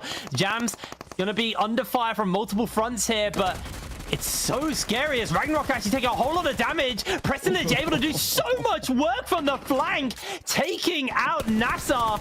And now Jams is going to be getting himself under some serious fire as Damar will take him down. It's 3 versus 3. Falcon versus Rico Infinity. Falcon having an absolutely stellar day number 2 here. As they got themselves 1 chicken dinner. It looks like they're still hungry for more. I mean, Falcons, they've sharpened their talents coming into today's matches. Looking at the performance here, Prestige also now getting hit. And now SK Ton trying to sneak around that ridge, trying to inch their way ever closer. But of course, a quick deployment of the utilities getting sent on through. Still have SK Ton and Ida 7 now looking for those angles, looking to see if they could potentially find a bit of an opening but Yusuf keeping some pretty tight reins there. As you can see, the res does come through onto Prestige, and with that, it is going to be the players there from Rico Infinity just hopping back into a beautiful fighting position. But now, it is going to be the battle for high ground control here. I'm absolutely loving, though, that flank from Yusuf. Look at the high ground. He is so aware of where SK Ton is. Obviously, could get punished himself, but his team are drawing fire, which means he gets himself positioned in a nice flank, using that high ground and those smokes to keep himself unspotted. Presilic has some idea, though, is going to peel back and join up with the rest of the team. Rico Infinity, group is 3. And they need to be oh so careful as the zone is closing in. Falcon still not completely set up for a pretty good fight right now. They are still heavily pinned as Yusuf continues to just keep an eye on this high ground for the team. Oh, but I mean, both teams just trying to play this one as calculated as they can. No one wants to be the team walking out in second position. And of course, Falcons already tasting, having a beautiful taste rather at victory, as you've mentioned, coming through on that very first match. But now, Rico Infinity looking to bring in a bit of a bounce back. Of course, they took the 9th position over on towards Erangel, so they're definitely looking to bring in some improvements there. As you can see, Yusuf now getting spotted out on the top of the ridge, as we do have Ida now coming in. Oh, beautiful hits, beautiful trade coming in on both sides. But now, they are being forced to rotate even closer. Falcons not having a lot of options here with regards to the positions here. Yusuf has to make that dash, and of course, with that, does get traded on down. But now, Rico Infinity looking to make a bit of a comeback here. Will this be the winner chicken dinner for them? As you can see, those nades getting sent out very, very close to SK Ton. But up comes the rush now. Will they be able to lock it in? Damar on the defensive line, looking to keep it up. Never alone, also right there alongside him to ensure that there is no potential play for Rico Infinity to get themselves back into this next phase. That's a good nade for onto SK Tom, but he's not going to get taken down here. Taking a lot of damage from the blue, though. A couple of bullets could just be enough to finish him up. Presilic taking some fire as well, as Omar just peeking over that ridge line. SK Tom so low. They're going to find the knock onto him. He is down for the moment as they're going to look to push further forward. Rico Infinity only got one left. It's Presilic. He needs to pull a miracle off here. He's got the Molotov. He's going to throw it out towards Omar. Try and see if he can find that damage. So the nades are coming in, and Presilic already taking himself one shot here. He's going to peek over the ridge, looking for the pick, but Falcons get their second dinner of the day. Oh, what a beautiful swoop coming in there as Falcons land themselves yet another winner chicken dinner, locking in some pretty well-deserved points once again. And this time, not only stopping at where they did the first time, but instead pushing even further. So absolutely beautiful performance coming in from Falcons. Absolutely stellar from Falcons. That is 2 wins back-to-back, and they've gone from a team who had a rough start to a middling performance across day number 1, have bounced back so hard. Let's have a look at the match rankings. Let's see the points that Falcons have been able to put themselves together. It's a 26-point game for them. They have close to, if not hit 50 points today already. An absolutely amazing performance from Team Falcons. NASR, not as good as earlier, but there's a couple of teams who are showing up today who didn't show up yesterday.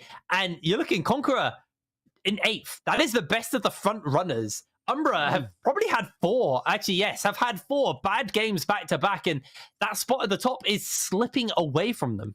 Yeah, it's a really tough one to be, but of course, I mean, look at this, right? So Falcons finishing on 26. They picked up 8 elims in the first one, 11 this time around, and now as we move into that second page, it is still some very slim pickings. Of course, we know CONQUEROR Iraq also coming in with 1 placement and 4 eliminations, exactly the same as what we see here for Nigma Galaxy. But then, it's been a pretty tough run coming through there for Virtual Gaming and Team Umbra, as both these teams now get sent back with not a single point being acquired in this match. I guess the one good thing you can take from this is for Umbra, they were able to, have a really good day 1. So the points for them was sitting pretty comfortable, and they were very, very happy on that one. So, at least for Umbra, they're pretty comfortably in their spot, but they need to start pulling some good wins out. Otherwise, they are in some really, really dire straits. But you can see our MVPs for this game, Damal Lord and ID7. Damar, 8 eliminations. That's a lot of work coming in. Yeah, I mean, Ida there for the side of Rico doing some pretty good stuff there, as we can see, coming in with quite a decent amount of damage being dealt. But yes, Damar there for Falcons, absolutely just running away in a beautiful conversion rate we see, right? 80 eliminations to the 813 damage. So almost every amount of damage that was dealt resulted in a successful elimination being traded off there. Yeah, absolutely. Some really, really stellar games coming in from Falcons. And the question for me is, can they keep it up? Because after this, we're going to be going on back to Erangel, and they've taken a win there. They've taken a win on Miramar. If they find a third win today, they are setting themselves up for some serious, wow, language is hard. Some serious success for the rest of this weekend, and 2 wins back-to-back, 2 high elimination wins as well, earned themselves a lot of points and put themselves in a very, very comfortable position. I'm starting to question, you know, some of the teams that might that are going to be challenging them. Obviously, NASR, very, very good couple of games for them back-to-back as well. But these teams like Umbra, horrific last 4 games. Nigma, yeah, their placement was pretty good last game, but they just got absolutely railed on that open area. And again, Nigma, their rotations are starting to come out as a question point for me, DK.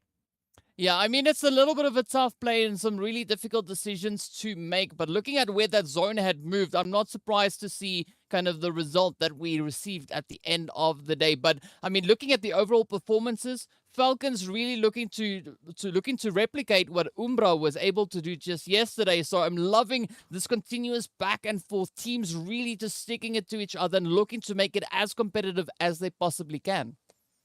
Yeah, absolutely.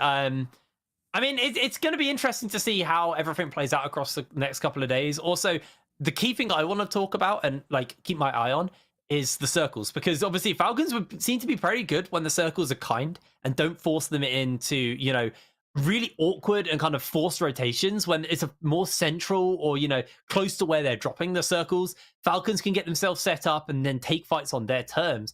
But what it seemed like yesterday, where the circles were very all over the place and forcing teams into awkward and kind of forced rotations earlier than they want to, it meant they couldn't really get dug down because the circles are constantly forcing them to move.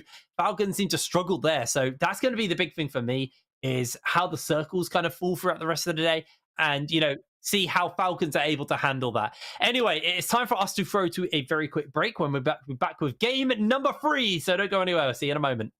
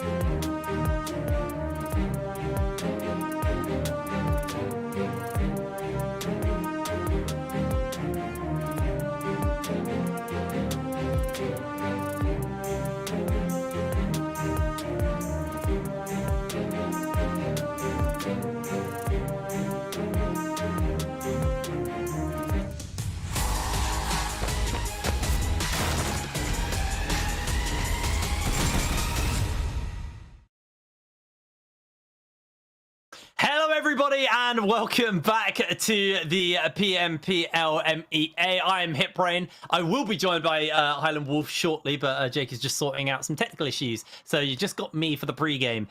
So we've had 2 Falcons wins back to back, and I instantly want to take a look at where that puts us in the standings for our team. So I want to see exactly how we're doing. I didn't hear what was said in my ear. We're going into games, so it doesn't matter. We'll have a look at the points later. Who cares? Falcons, absolutely amazing game. Highland Wolf, you're unmuted. Hello.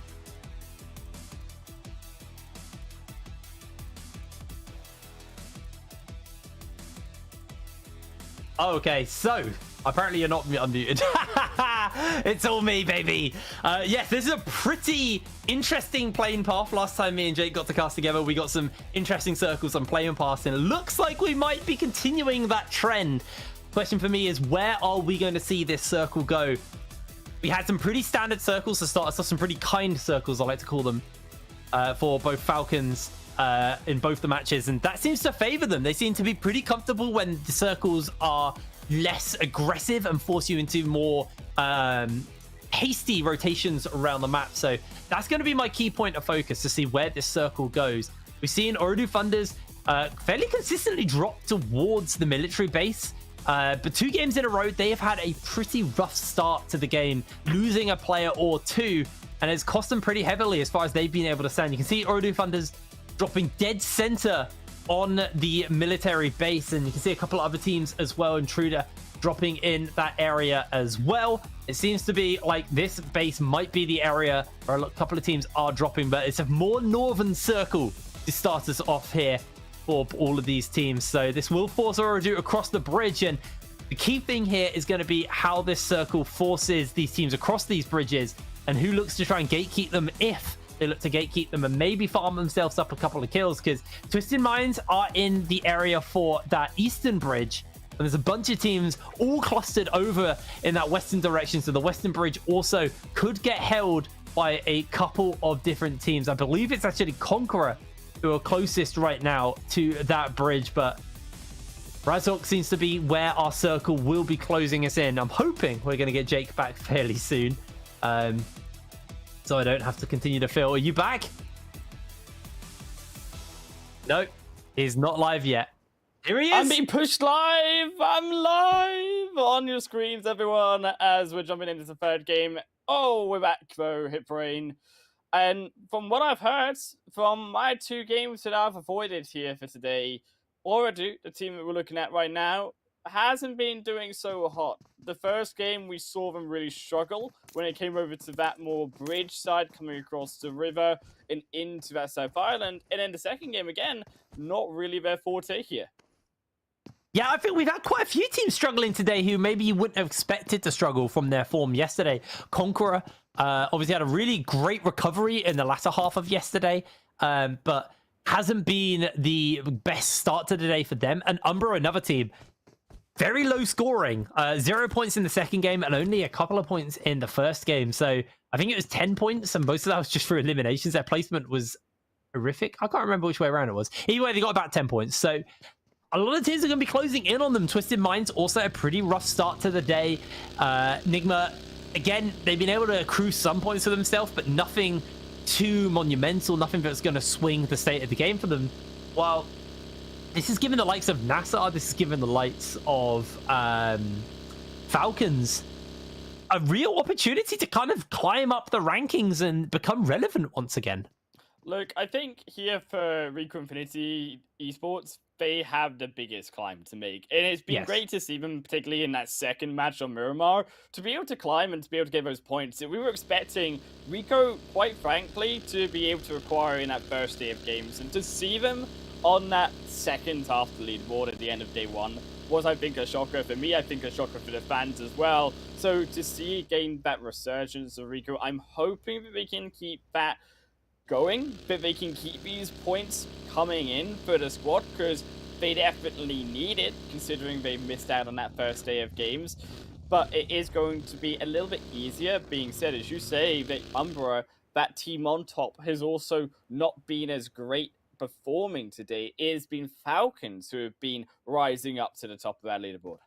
it really feels like the bottom of the ranks are kind of recovering after today, especially when you've had some of these, you know, bigger teams not doing as well as expected coming into the second day. So I think this is going to do some real wonders for the scoreboards and really kind of keep everybody relevant and alive, especially if it continues this way for the rest of the day. I low-key kind of hope for that. I'd love to see some of these bottom teams kind of catch up and almost give us a slight reset on the table going into day number 3.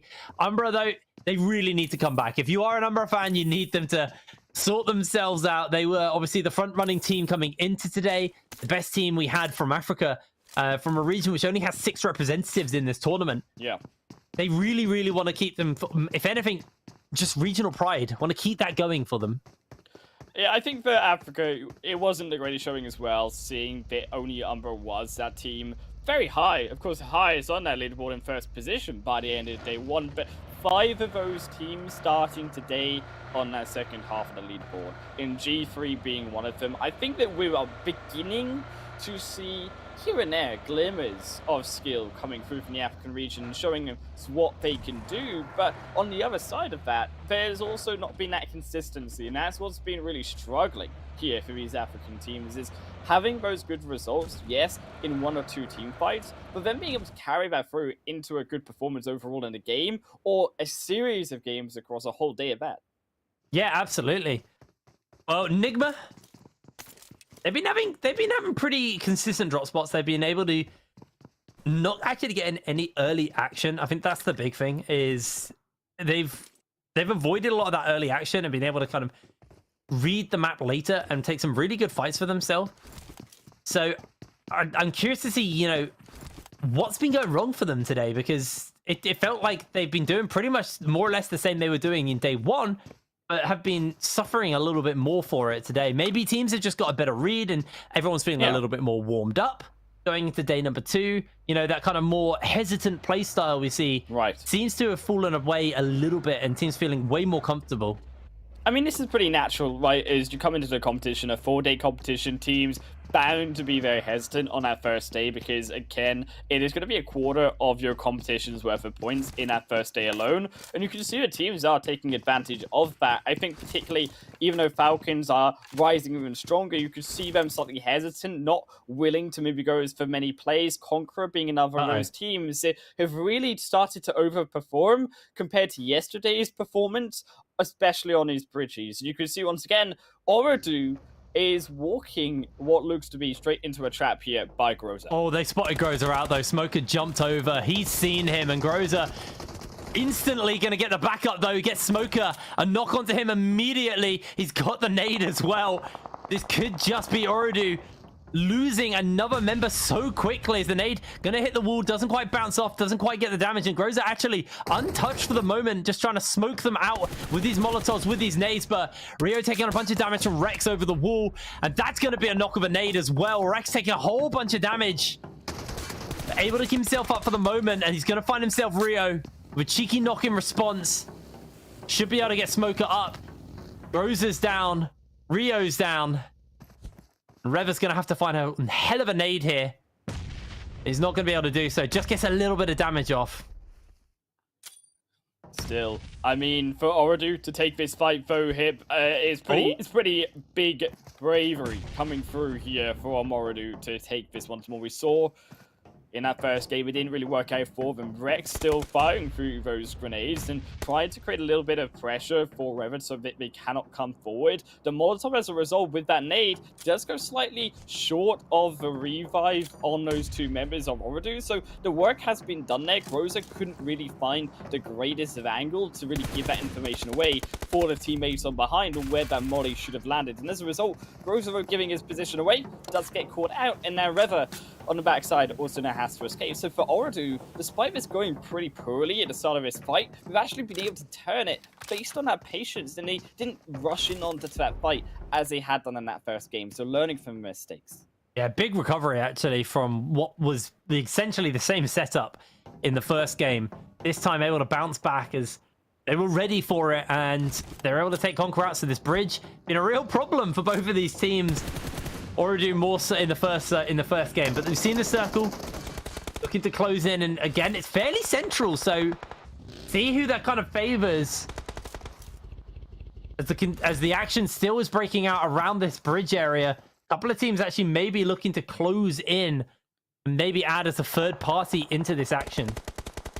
Ooredoo still not done no yet. They find CONQUEROR. That was pretty big. Is now, yes, you lose Rex on the middle of that bridge, but CONQUEROR going down is a big shock now for CONQUEROR because you lose that middleman in between the back ends that you are having between your two flanking members. So now that you lose that, Rever has now no longer CONQUEROR there to support him. So you're isolating these two CONQUEROR members apart.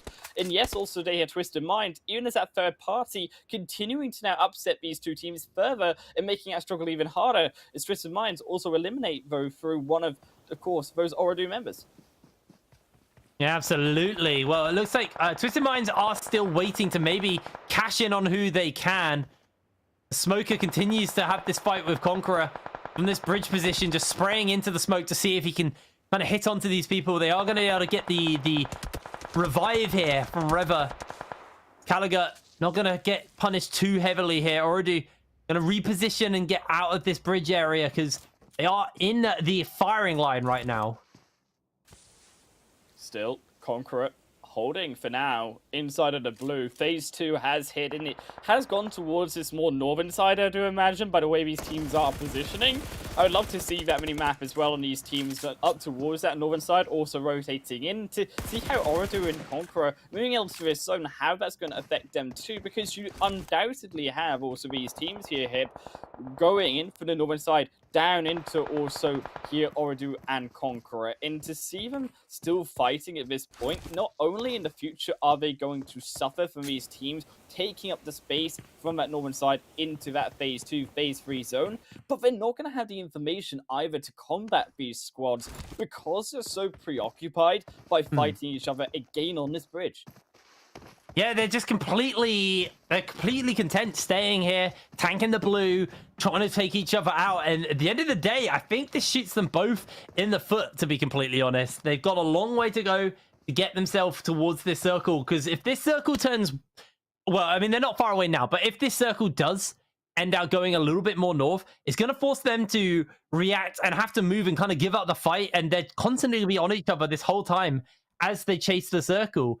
We can see Falcons quite happily set up within the circle themselves as well. And like I was saying earlier, it feels like a lot of these games seem to favor them when the circle is, you know, on top of them and they're able to buckle down and hold out. It is going to force them slightly to the east, but this bridge fight needs to end now.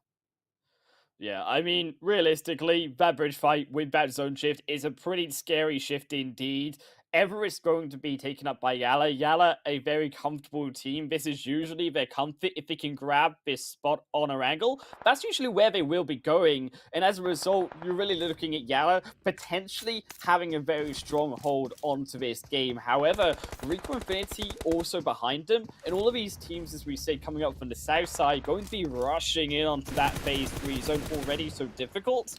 Does create there a few problems on how YaLLa are going to be controlling this one. And that's what I'm looking for YaLLa to be able to make this split, but an effective split. You can see that through by Powerful and Boomper actually sticking together as that two-man and acknowledging that that's where the majority of these players are going to be. So keeping those two players closer together and then splitting the singles off to the side, which is going to be slightly more quieter in the zone, catch those flanking teams, is a very smart decision on separation of your players by YaLLa overall. Yeah, absolutely. I think this eastern side of the circle is going to be home for a lot of action as CONQUEROR tanking that blue, and I actually think it might just be going down here. Yep, taken out, and Smoker able to finish up CONQUEROR. CONQUEROR will lose their third man and only have one left, so for Rever, it's going to be very much playing for placement, although Smoker has spotted him out. Rever actually able to find himself the knock onto Smoker, taking him down. And Ooredoo also losing out heavily on this fight as they are losing members left, right, and center. Rever needs to be very careful because Rex is in the area. This could be the end of both of these teams as they are looking for it. Smoker will go down, tanking out onto that blue. Rex is just going to get back on the buggy and get the hell out of Dodge. He doesn't want anything to do with this action. Wants to reposition, wants to leave. But CONQUEROR, the damage has been done for both them and Ooredoo. This bridge is costing them so heavily. As a let's say freak here from Nigma has spotted out Myths and has got the rest of his team in a rough area around him, but not quite close enough. Oh, yeah. This could get a little bit scary for Myths.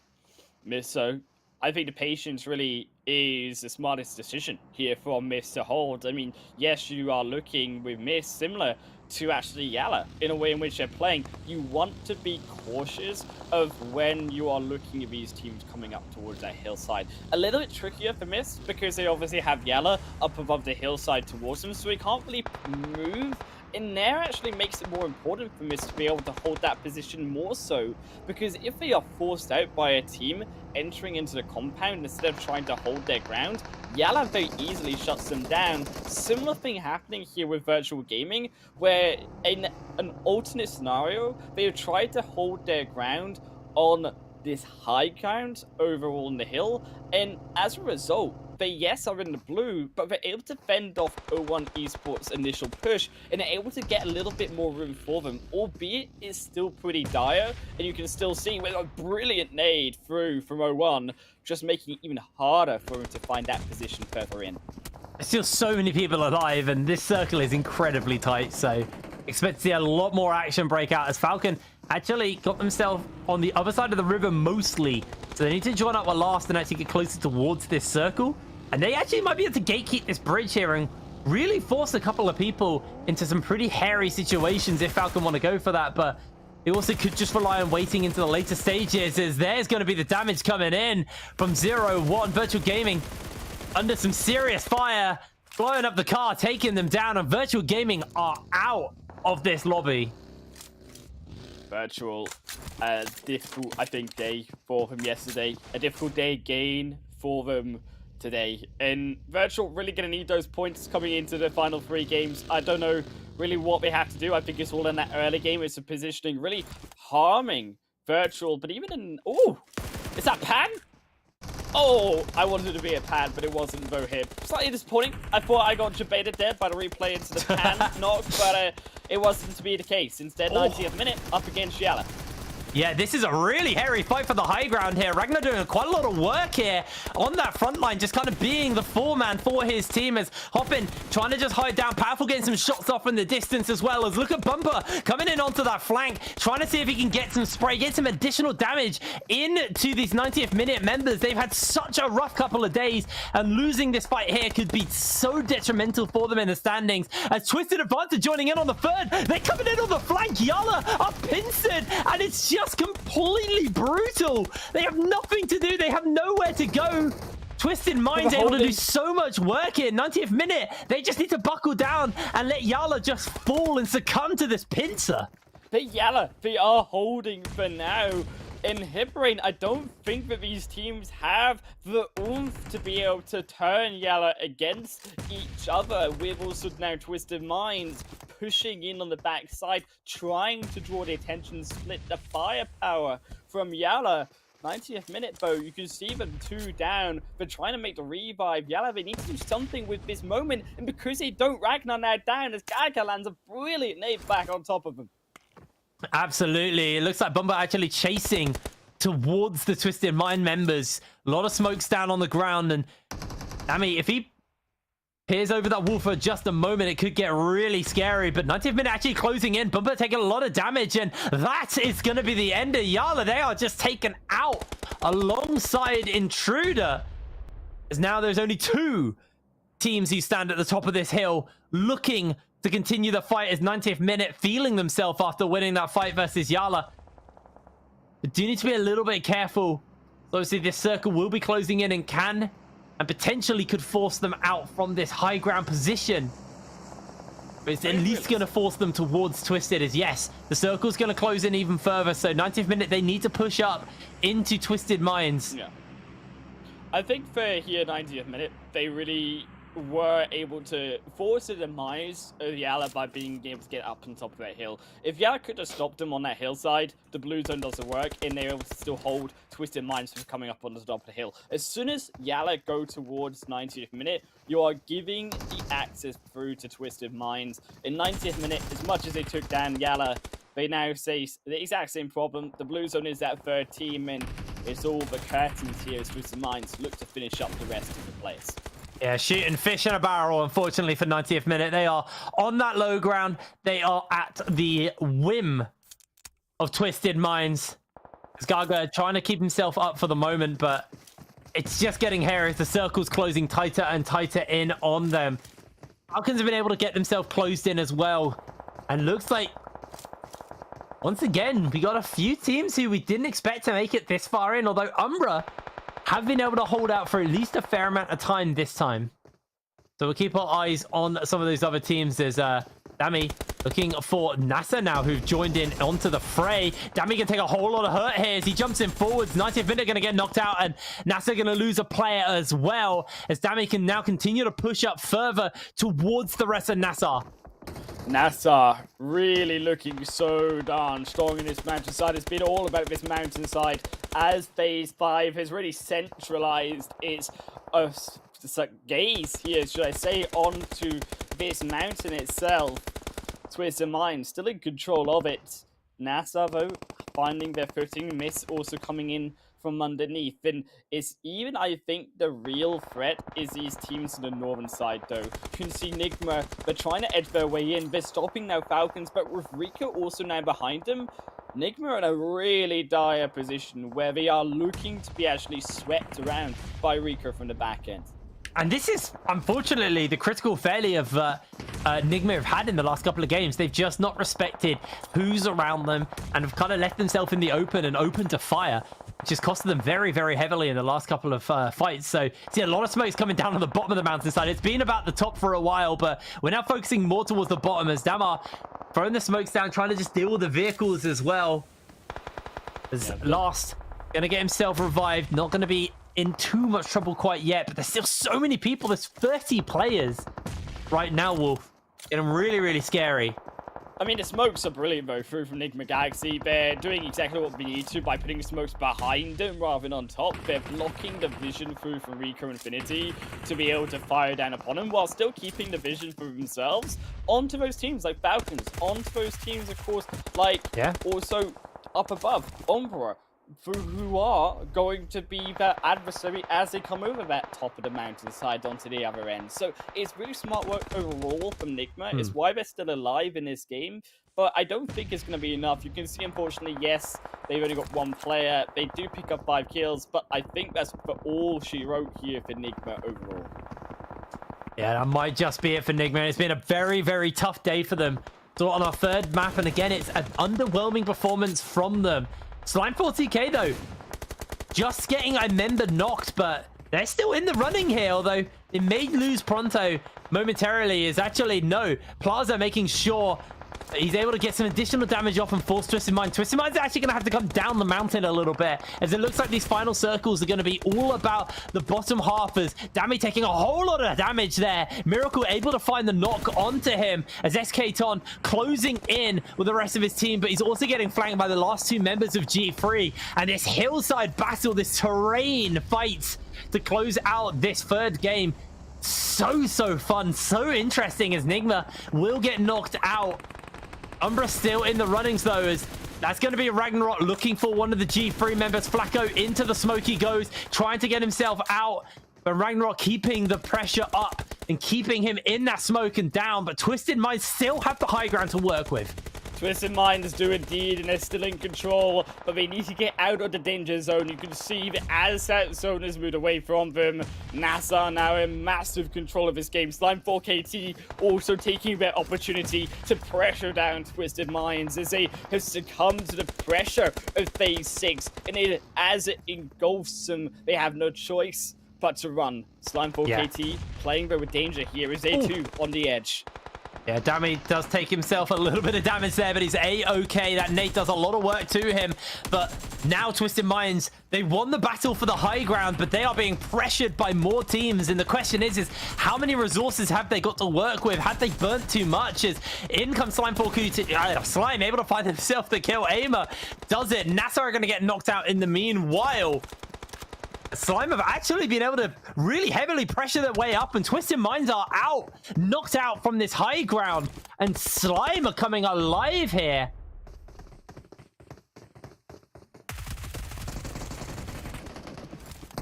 Does look like Falcons the only team remaining with that one player. Sorry, the team remaining with one player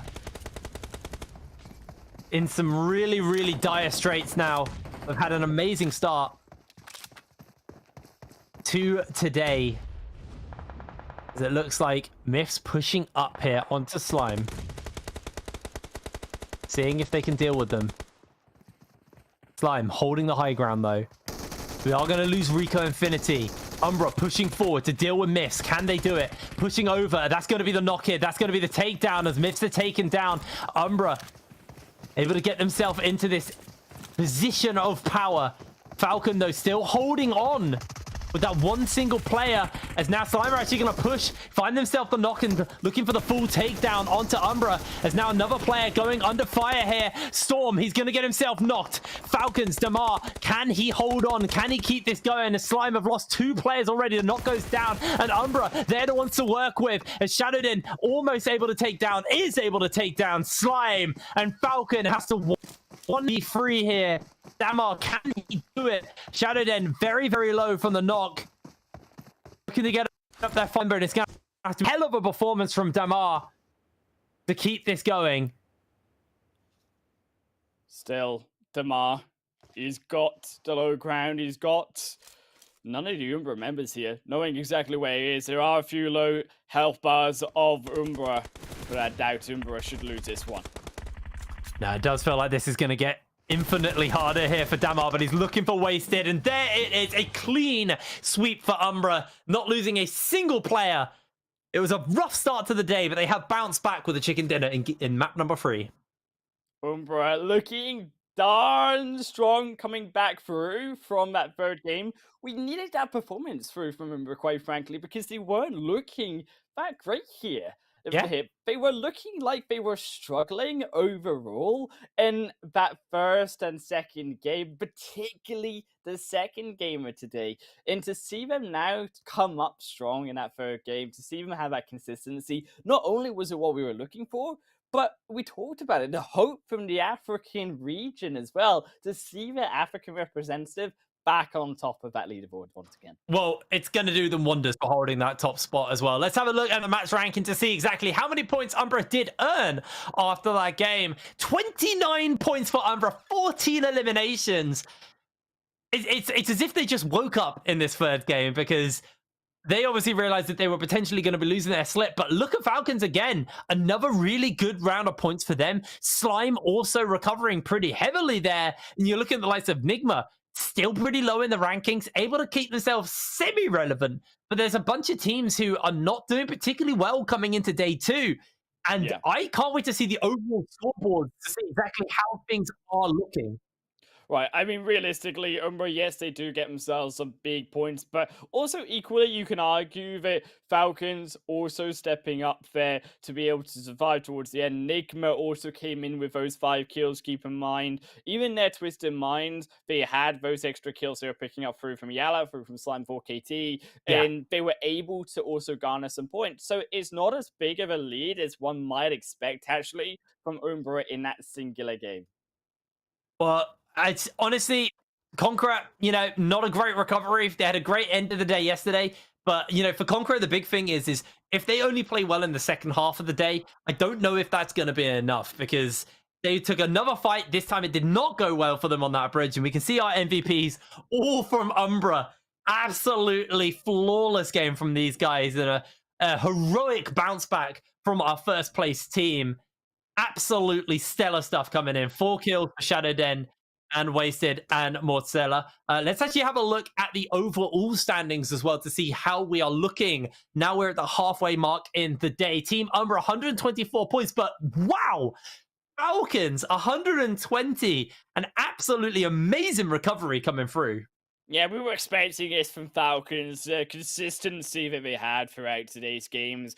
Straight back up there in towards that contention for first place. Umbra, yes, sniped away from them. But I think you cannot also count out the fact that even though Falcons and Umbra are creating this lead for first and second, there is still the rest of these days and the rest of these games to go. And Nigma Twisted Minds, they are also equally close, where if you have a 30-point game or so, and we're not not seen it before, it's possible from even teams like Nigma, who have had these types of matches, to also see them in contention there, just after even a bad match from Umbra in the same match.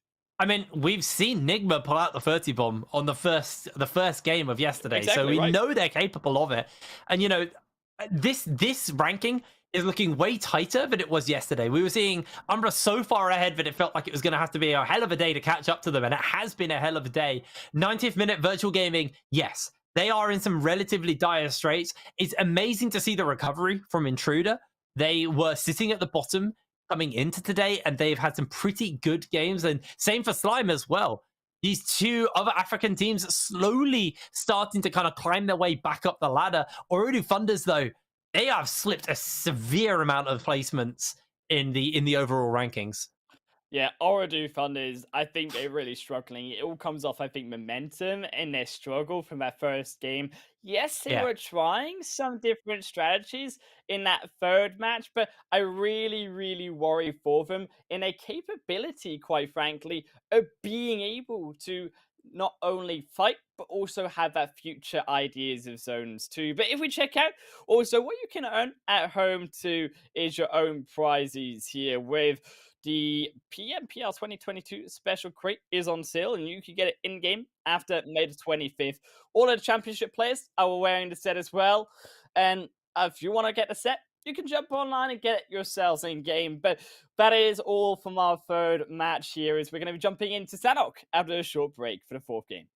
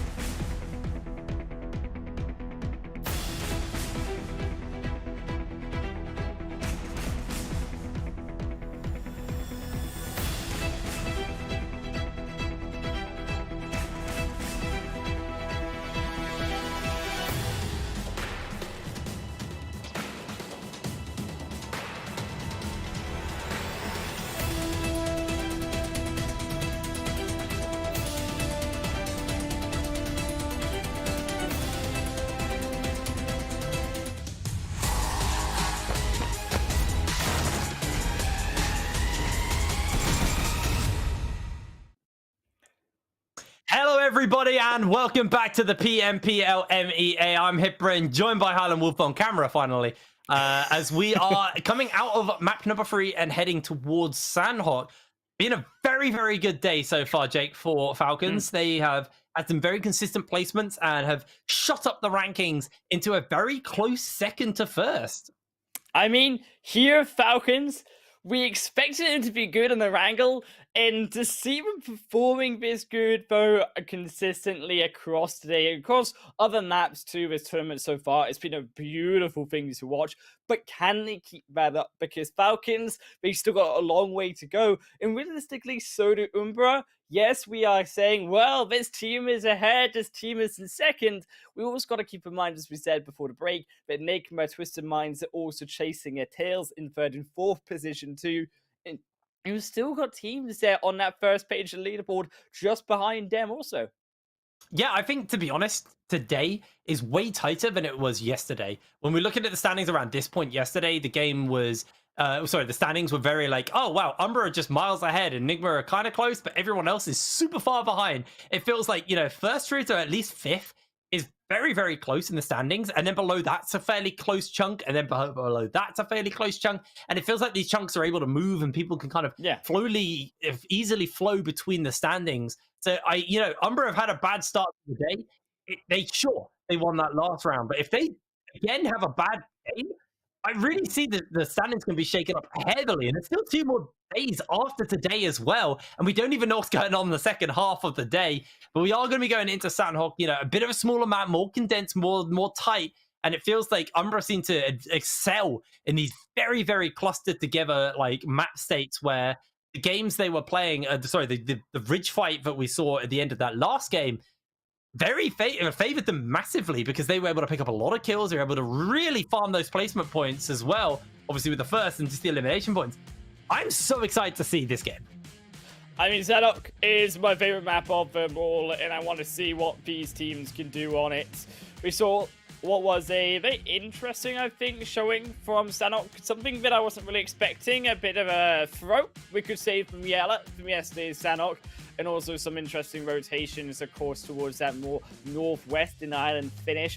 Maybe we see something different, but if we do see these same tendencies, I'm a little bit concerned for some of these squads early on, because there were a lot of mistakes being made by some teams, particularly even now towards Cow, teams not really recognizing those fights. Instead, the fights looking like YaLLa will, yes, fight Slime for KT this time in boot camp, but also you see in Paradise Resorts, the rest are missed. They've moved for 1 fight out of virtual gaming, but then into Rico. Yeah, they really have. It's looking like the circle itself as well is going to be, towards the islands as well.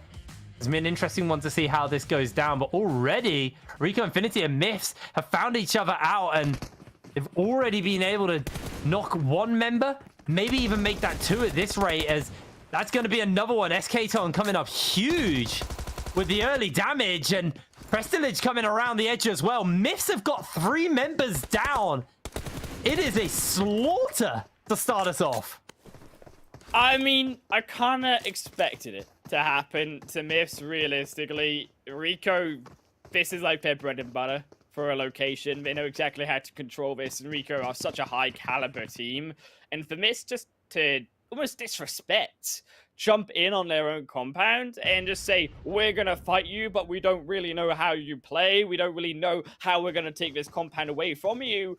And it shows that they didn't have that preparation. They were just trying to move from Cow from 1 fight, but not really understanding where the other teams were in the other parts of this map. And as a right result, they get punished for it. I'm having another couple of teams sharing a drop spot here as YaLLa and Slime Fork 2K. Or KT, sorry. I don't know how I got that so wrong. Are looking to try and have a bit of a scrap here. A lot of damage coming in, and already we've got 1 down. There's so much action to open us up here on Sanhok. It's going to hop over this wall and get closer towards the rest of Slime as Aimer. Gonna have to be some pretty good aiming coming in from him. Trying to get this damage out from over the wall. The rest of the team are in a fairly close proximity to him. It is getting tight. I like it so coming through from YaLLa. They understand they weren't really surviving, trying to go across that river. A really scuffed rotation yesterday. We might as well try. If you're going to go down to 16th position, give your kill points over to a team, at least do it in your home territory. And this is boot camp for YaLLa. And this is also Slime, so home territory. Keep in mind, Slime also very comfortable with this location, and you can see the patience here in the Lobster building. Slime understanding that they don't want to be caught out here. Aimer hasn't even moved for the last minute, waiting for that sole member to come in. Steps up, but crucially, again, doesn't move too much, so doesn't give the position away. Aimer finally sprayed down over the window, tries to find a shot, the nade over the top, but goes wide. They're not going to be able to find it as Powerful is going to look to try and get the damage on over through the window, coming in with his shots. Aimer able to dodge away. They're still just trying to scrap each other out, trying to find each other. Aimer actually goes a little bit lower now, down towards the stairs. Powerful, I actually lost track of him there, so didn't see exactly where he went. They know he's in the area. They know he's about. Aimer, it's only a matter of time before this gets really heated for him. He's separated. He's isolated from the rest of his team, and Hoppin might just jump over the wall for him. Powerful's going to make his way in. That's going to be the damage. The knock comes in from Aimer. Really, really crisp and clean stuff. YaLLa suffering a little bit here as another one comes in. Aimer finds two. He gets himself knocked in response finally as Powerful comes in. But Aimer doing some serious damage as Ragnar coming in and Slime are taken out. I think really Slime, they had a brilliant showing through from Aimer to take two, to play it slow, to actually pick apart YaLLa. The problem was that YaLLa was all on top of that play, and we can see also there, unfortunately, yes, Rico being all over miss. But to go back to the fact of Slime were not as together as YaLLa were going into that building and going into the play together. That's why YaLLa, even though they lost two members, they were that one-man unit versus Slime trying to rush in to do catch up to the work that Aimer had already done for the squad. And as a result, they weren't ready. They get caught out by running into their own death, essentially. As YaLLa, they use those footstep cues of Slime and they pick them apart very, very easily. Yeah, the scary thing now, though, is for YaLLa, they've used a lot in that fight, and Umbra were waiting in the wings, so there is a world where Umbra could maybe get a bit of a jump, but it looks like Umbra, they are separated. They're a little scattered. They're only a 3-man unit at the moment, so they're going to cool it off, step away, and just play this a little bit more calm and collected. Still, a bit quiet here on the rest of the map. Painan, the rest of the 3 major locations here, Twisted Minds taking sole control of it. I'm surprised that actually Painan hasn't been as contested. It has been more of a rotational section. We've also not really seen it too much because also that was a very northwesterly zone yesterday. So maybe now that we start to see Painan a little bit more involved in this first phase zone, potentially teams going to use it as we may expect to rotate in between one side of Sanhok to the other, particularly those from, I think, Ruins. We speak of the likes of O1 Esports, who in the past competitions usually do make that rotation across Painan slightly later, if it is going to be towards more of that eastern zone. Absolutely. Well, we'll see where that closes in a little bit later. For now, you know, we've had a lot of action to start us off. Down to 55 players already lost. One of our teams in Slime. Virtual Gaming, our eyes are on them right now because it's been a rough couple of days for them. It's been a rough moment. So we need to see kind of, can Virtual Gamers come back, or is this just going to be, unfortunately, the status quo for this team? As Twisted Minds or wherever NASR are about, see them over the ridge, but not sure whether or not we're actually going to see any fights break out. It's quite a long distance to take this fight, although Volkis shooting down into the smokes to see if he can hit anybody. Almost landing onto Ragnar, actually getting some shots in and able to do a little bit of chip damage to Ragnar. But nothing really too detrimental here, is NASR also just going to step back, understand that Twisted Minds or a team that has control of Painan looking to try to go down onto the compound. Instead, they will just take that hillside, I imagine, and try to split across it. The rest of these teams still going to be looking towards that first phase zone as that does come to a draw. And phase 2 really is going to tell a lot more of the picture. These teams really reluctant, I think, to move too much heavily into this zone. Judging by the fact that we saw yesterday, you can see those hard shifts come through on Sanhok. And throughout, I think the competition has been the very nature of hard shift type zones. And this also does affect the mentality of these players. And we see that in, I think, today's play. Yes, they are playing more aggressive, but they're playing slightly more deliberate in the way in which they rotate. They're not really making these big, bold rotations. They're only rotating these squads more so now when they need to. In a way, I actually appreciate that. And I like that these teams are holding on to the edge of that circle and not going in guns blazing for the fight, understanding the power of their own position. Absolutely. Well, let's see what this circle closes in on. Let's see how this is going to look. So it's going to force, you know, let's say CONQUEROR over a little bit more. But I'd say it's a fairly kind circle. Could get a final circle with a little bit of water to traverse, potentially. But Falcons off in the distance from this circle right now. Definitely had a bit of a quieter start. Maybe a little bit humbled at the ending of that last game and not able to take that third chicken dinner in a row. Look, you can't get them all, okay? I mean, they're a little bit full after 2 courses, okay? They had to digest it. They had to make sure they gave the chicken dinner to someone else. So now they've digested all of that chicken. They're ready. They're just warming up their bellies, as they say. They've digested chicken, so they're ready for more chicken. Exactly. I get it. I mean, you could go for a double helping. I mean, we're talking like game 4, game 5. They could be going into Erangel once more. I mean, who says they can't get a quadra chicken dinner date? I've seen it only once. I don't know if you've ever heard of it, Hip. I've seen it once in the UK scene where we had 4 chicken dinners in one day. I've never, ever seen it somewhere else. And I would love to see a team, in a way, dominate that heavily. It would not be as fun, I guess, for the overall story side of things and the tight scoreboards, but to see a team do that well in one day is just amazing nonetheless. It's a spectacle all in itself. They'll be stuffed after 4 chicken dinners, let's be real. Oh, they can explode. I'm just seeing NASR, Intruder, and G3 all in very tight proximity to one another. As NASR actually working their way down the hill, Temper sees them, and the spray's coming in from Africa, so Blacko now goes, oh, actually, there's another team fighting in here, as Ragnarok's going to get himself knocked. Temper's going to take a hold on, Bruden from G3 Temper's going to take a whole bunch of damage, and you can see that Intruder closing in. There's Batika just trying to get a little bit of extra chip in, a little bit extra damage onto Bruden. Still, G3, still waiting in the wings, not really wanting to engage onto NASR.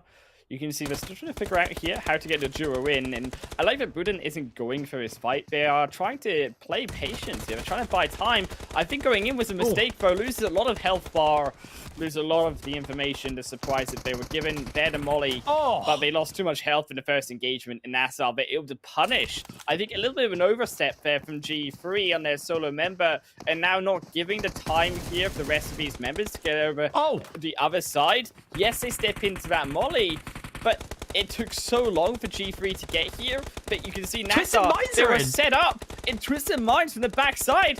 There's a triple coming through for Dami. Slice and dice. NASR looked like they were going to take G3 down, but it's a triple 3-piece here for Twisted Minds once more. And this is a 4-man fight as well, a 4-team fight, because you've also got Intruder in the area. Rocket's just going to finish up the last couple of members, and NASR are knocked out. And G3 only with that one last member. Incredibly low. Can 6 God make the hero play for the team? We'll have to see. But for now, we're going to see where this next circle closes in, because it's getting heated. It's getting tighter. I believe we just saw our final takedown there. The circle stays fairly central. And that is going to force everybody to continue on their current path, but a lot of water in this final circle, which could potentially become quite a dangerous point. These bridges may become A very important thing to control, as you can see already. A couple of teams set up on the bridges for anybody trying to cross over. Umbra got that small bridge close to them. As YaLLa, even if they can take this fight versus Rico Infinity, got this nice high ground to work with as Prestilage looking through that scope, seeing if he can find that a little bit additional poke and chip onto Ragnar's health bar. I think again, it's going to be a stalemate for these teams still to get in. I think Rico Infinity a big step here. YaLLa seem to have entire control. But to look back at the replay, here's a triple from Dami. In what a triple it was. You take one, you take the other two down from the other side. In a complete capitalization. I think the patience there for Twisted Minds in showing again that Twisted Minds, as much as they are an aggressive team, coming into this competition, they've been a very subdued team at times as well. They've been a very oriented team towards the position in a map rather than the fights that are happening on the map as well. And to see that all-around strength from Twisted Minds, it shows why they're in that third position. In credit to them, that they've improved a heck of a lot considering the way in which they played some of their positions in PMPL Arabia not too long ago was not nearly as perfected as they have done so now. I'd say decisive is a good way to word it. As Yusuf is able to find himself a cheeky knock onto one of the CONQUEROR members. Should just be able to finish them up. Rio, unfortunately, not long for this lobby. He is going to get himself knocked out. Riva slowly burning down to the blue. Obviously, on Sanhok, you do take a little bit less than you did on the other maps, so can afford to be out here a little bit longer. As Prestilage is going to get taken down. Ragnar looks for two as well. Rico Infinity losing out heavily here as Hoppen's got this lovely position just where he can fire down onto them as they make their way up. And Prestilage is going to be going oh so low. Hoppen actually going to get himself knocked as well. So the nades are coming in. They're looking to finish him up. Rico Infinity just laying the nades down, laying this utility to keep YaLLa pinned at the top of this hill. And it's Umbra who take down Hoppen and find a knock. So a massive third-party knock to save here Rico Infinity from what was going to be disaster by YaLLa, ready to subdue them at the bottom of the hillside. But because that knock comes through, Rico are able then, with that numbers advantage now, to push themselves up on top of the hill. And this is crucial, as they barely get onto this zone in time, but only for the next phase. You can see even more teams, though, outside of that circle.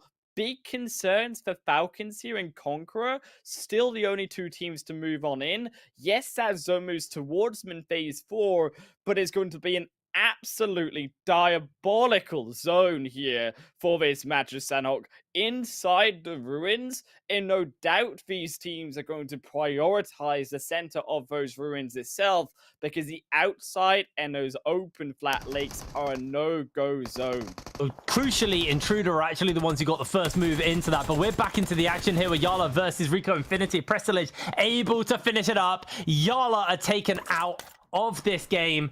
They are fourth team to be knocked out. Myths and Ooredoo Thunders, though, only playing with one player left. And Ooredoo Thunders is kind of continuing the unfortunate circumstances they found themselves in, where they have just had a really, really rough day, as CONQUEROR also taking a whole lot of damage. There's going to be a cheeky knock from Damar, trying to catch him on the way through, and CONQUEROR just knocked out. CONQUEROR, you see, making these aggressive plays inside of the blue zone. You don't have the time to make those heads-up, forward-thinking decisions, and Falcons will so easily clap down, but they too have to make this big dive in onto the zone. They do escape the line of sight of one. They get here onto the second member of Falcons, who's already established a position. Hamodi with Ralph in the edge of that play as well. Both of them sniped down and at least take out one here. Nigma Galaxy stopping Damar from being able to push up into last. And that silences down the power that Falcons will have now over Nigma going into this next phase. And that is beautiful stuff to allow Nigma this opportunity to also rotate in. Yeah, Falcons need to get that pick up soon onto Damar, make sure that he doesn't stay down. Nigma running a tight ship here. Looks like they are going to get to Damar in time, but they are well and truly within that zone, and Nigma are well aware of that, so they should be able to hold them at bay. I believe they actually just let Damar die there as Ooredoo Thunders is going to get knocked out. Yeah, they give over the med kits. They give away everything they have, so of course Nigma don't take the loot. Falcons never alone, taking everything over to their last, and they will form that duo 0-1 as well. Up towards that northern side of the zone, though, also struggling against these teams like 90th minute, crossing over that bridge, not only able to hold it here, surprisingly, considering 0-1 had a great position themselves, and they should have been capitalizing on those hillsides, but because they played towards the low ground and not fully on top of stopping that bridge crossing through the 90th, they tried to play too much between the two different teams, with Virtual Gaming a potential threat too, but they should have just focused on one team, and that being 90th minute, clear out the backside, and then focus on your future problem of Virtual Gaming.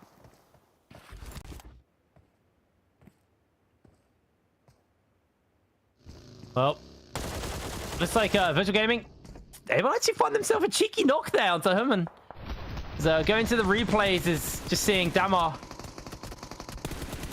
cleaning up CONQUEROR, just making it easy. Still, Virtual Gaming, though, and you could see that split between 0-1 in... You can see they were trying to play for both of those teams. As I say, they get another knock against them, but in towards this Ruin side is 0-1. They have instead gone away from both 90th and also Virtual Gaming. Instead, they've decided to send Saif into the zone for surviving. So a little bit of unsurety here from 0-1. Maybe not understanding how to play this very difficult zone, albeit. But they definitely need to be sticking together as a team, and I think Saif will be the only one here to tell the tale of 0-1 in the future. But that might be all they need, because here as more teams drop, you can see Miss also falling there now in 10th position, and only 9 teams remaining. If Saif can find the angle and not go down, as Yamas unfortunately will not be able to make it in to help potentially their team, it's a bloodbath. Here 0-1 right here, a safe position inside its zone as it does shift towards them slightly. Yeah, absolutely. Complete bloodbath though, as the circle's getting really tight, and we're down to 21 players, so expect to see the action continue. 90th minute, Gaga holding on. Only got a couple of members. He's going to get himself knocked in response, but 0-1 will take fire in return for that.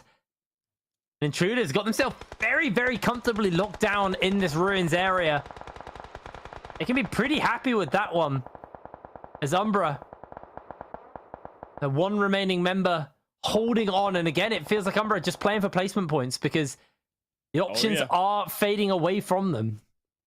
I mean, Virtual Gaming as well, Zeus as well, going to be doing the same healing up in that blue zone. Keep in mind, see if they can survive. We saw Nigma Falcons do it again yesterday. That's how they got their points here in Sanhok, and it's going to be all important, those healing and those healers outside in the blue, but inside of the blue, Nigma Ralph striking down one of Falcons themselves and not allowing them that opportunity once more. Yeah, really nice shots there coming in. 18 players left, circle very tight. Falcon Yusuf in the circle right now, but the rest of his team in trouble as Freak is going to get taken out. Last is going to try to rejoin, but 90th minute, they also need to move. This is so tight for all of these teams, and everybody kind of getting ousted of their current positions out into the open for this next circle. And it might just get really bloody really quick, as Yusuf just trying to flush out these 90th minute members with the nades, trying to spot them, and it feels like 90th minute are under fire from multiple fronts. But still, they are surviving crucially, in this rest of these teams still have to get inside the zone. Intruder Africa, who have been blessed with this zone, and it's a crucial game for Intruder too. They need to come out with a win here. They need to be able to have a good showing. Virtual Gaming at least are able to survive it at 6th position, so they do get some more points for them, but it's not as much as potentially some of these other teams, like also 90th minute, who are so desperate for these points. The opportunity now presents itself to be able to grab these points for them. But for 90th, it's a lot harder of a story, and it's going to take a lot more split, a lot more patience for them playing on the edge of that zone. Is there Intruder, allow them to do the work for you. Absolutely. Well, keeping an eye there, as that is going to be Nigma losing yet another player down to just one, as Freak just avoiding Yusuf's eye line. Won't be dead yet. But Falcon down to their last player, and this is really Intruder in 90th minute's potential game to win, although they are down a member. I'm going to take that back as 90th minute are out. Intruder up a man advantage over Falcon and Nigma, but this is going to be a very tight end to this game as we are down to scraps of these teams, these players working with limited possibilities, and we might just have some bandage traps coming in from Freak outside of the blue, trying to see if he can last out everybody else, but everyone else is in within, and now he's trying to see if he can get a bit more damage. He's actually going to take out Falcons, and there it is. Intruder Africa take the win.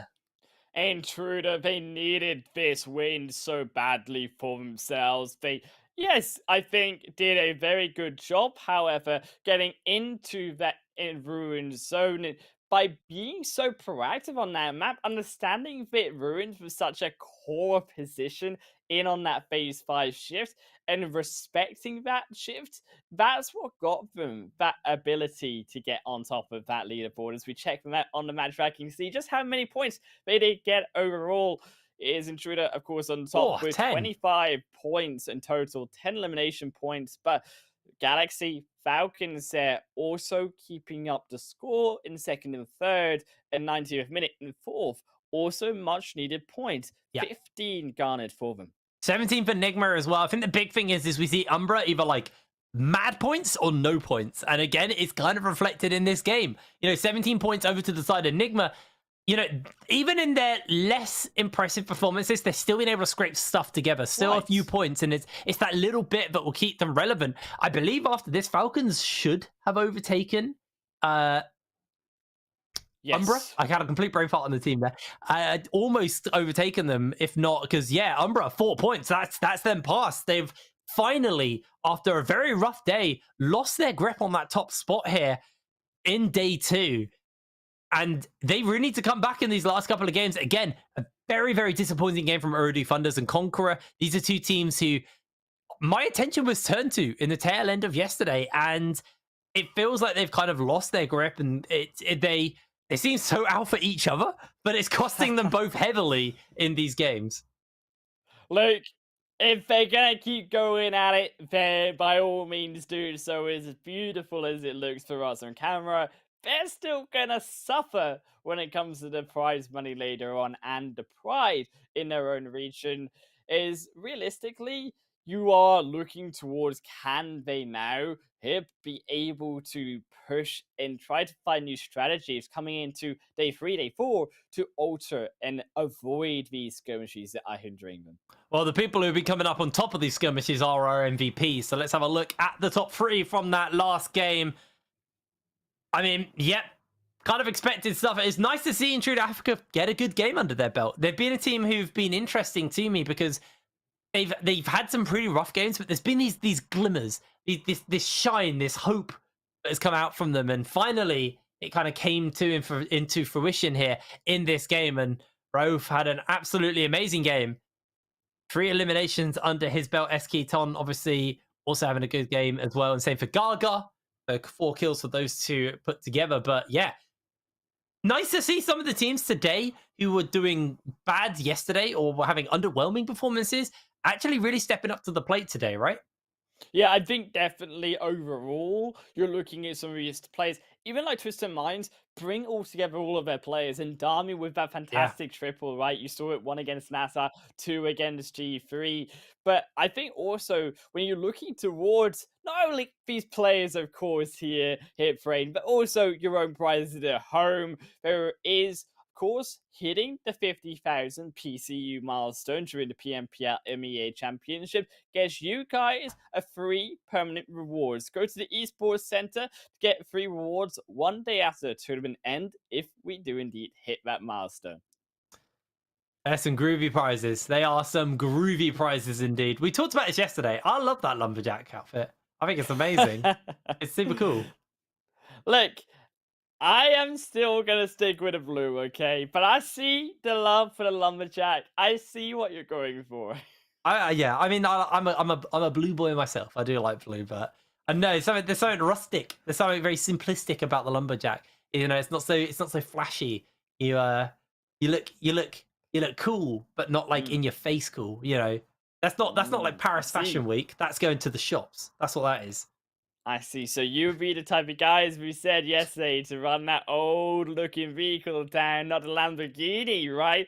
On over those desert dunes of Miramar. But we go not only to Miramar here, but we've got 2 more games also hit brain. And I think Erangel coming back to this next one, looking towards, I think, Falcons, who I think overall out of any team have been the most impactful team on this map on Erangel so far. And I wouldn't go to say that if a team could win out another one, the Falcons are looking really strong and really the favorites to do so.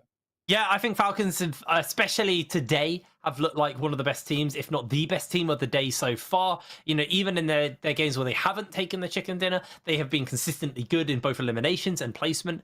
They've been having a very, very good performance across today. Yesterday was a bit more middling from them, so it's nice to see they feel obviously warmed up coming into today. And, you know, I'm kind of with you. I'd like to see them get that 4 chicken dinners, as much as it might really shake up the standings in their favor and kind of take a little bit of the suspense out.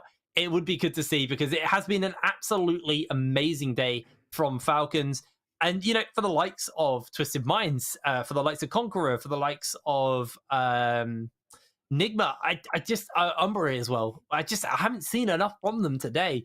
And was it yesterday? Was it a fluke? Or are they actually, you know, ready to play, you know, going into this last matchup on Erangel? Because this is obviously going to be the big one for them. Yeah. Can they pull it back? Because obviously there's only 2 games left. But look, go. Can they pull it back? Can they pull it back? I think is the question. Hip is, unfortunately, we do have to take a break to decide if they can do just that, as we'll be heading through to Erangel and Miramar for the next 2 games. But Erangel's up first after a short break.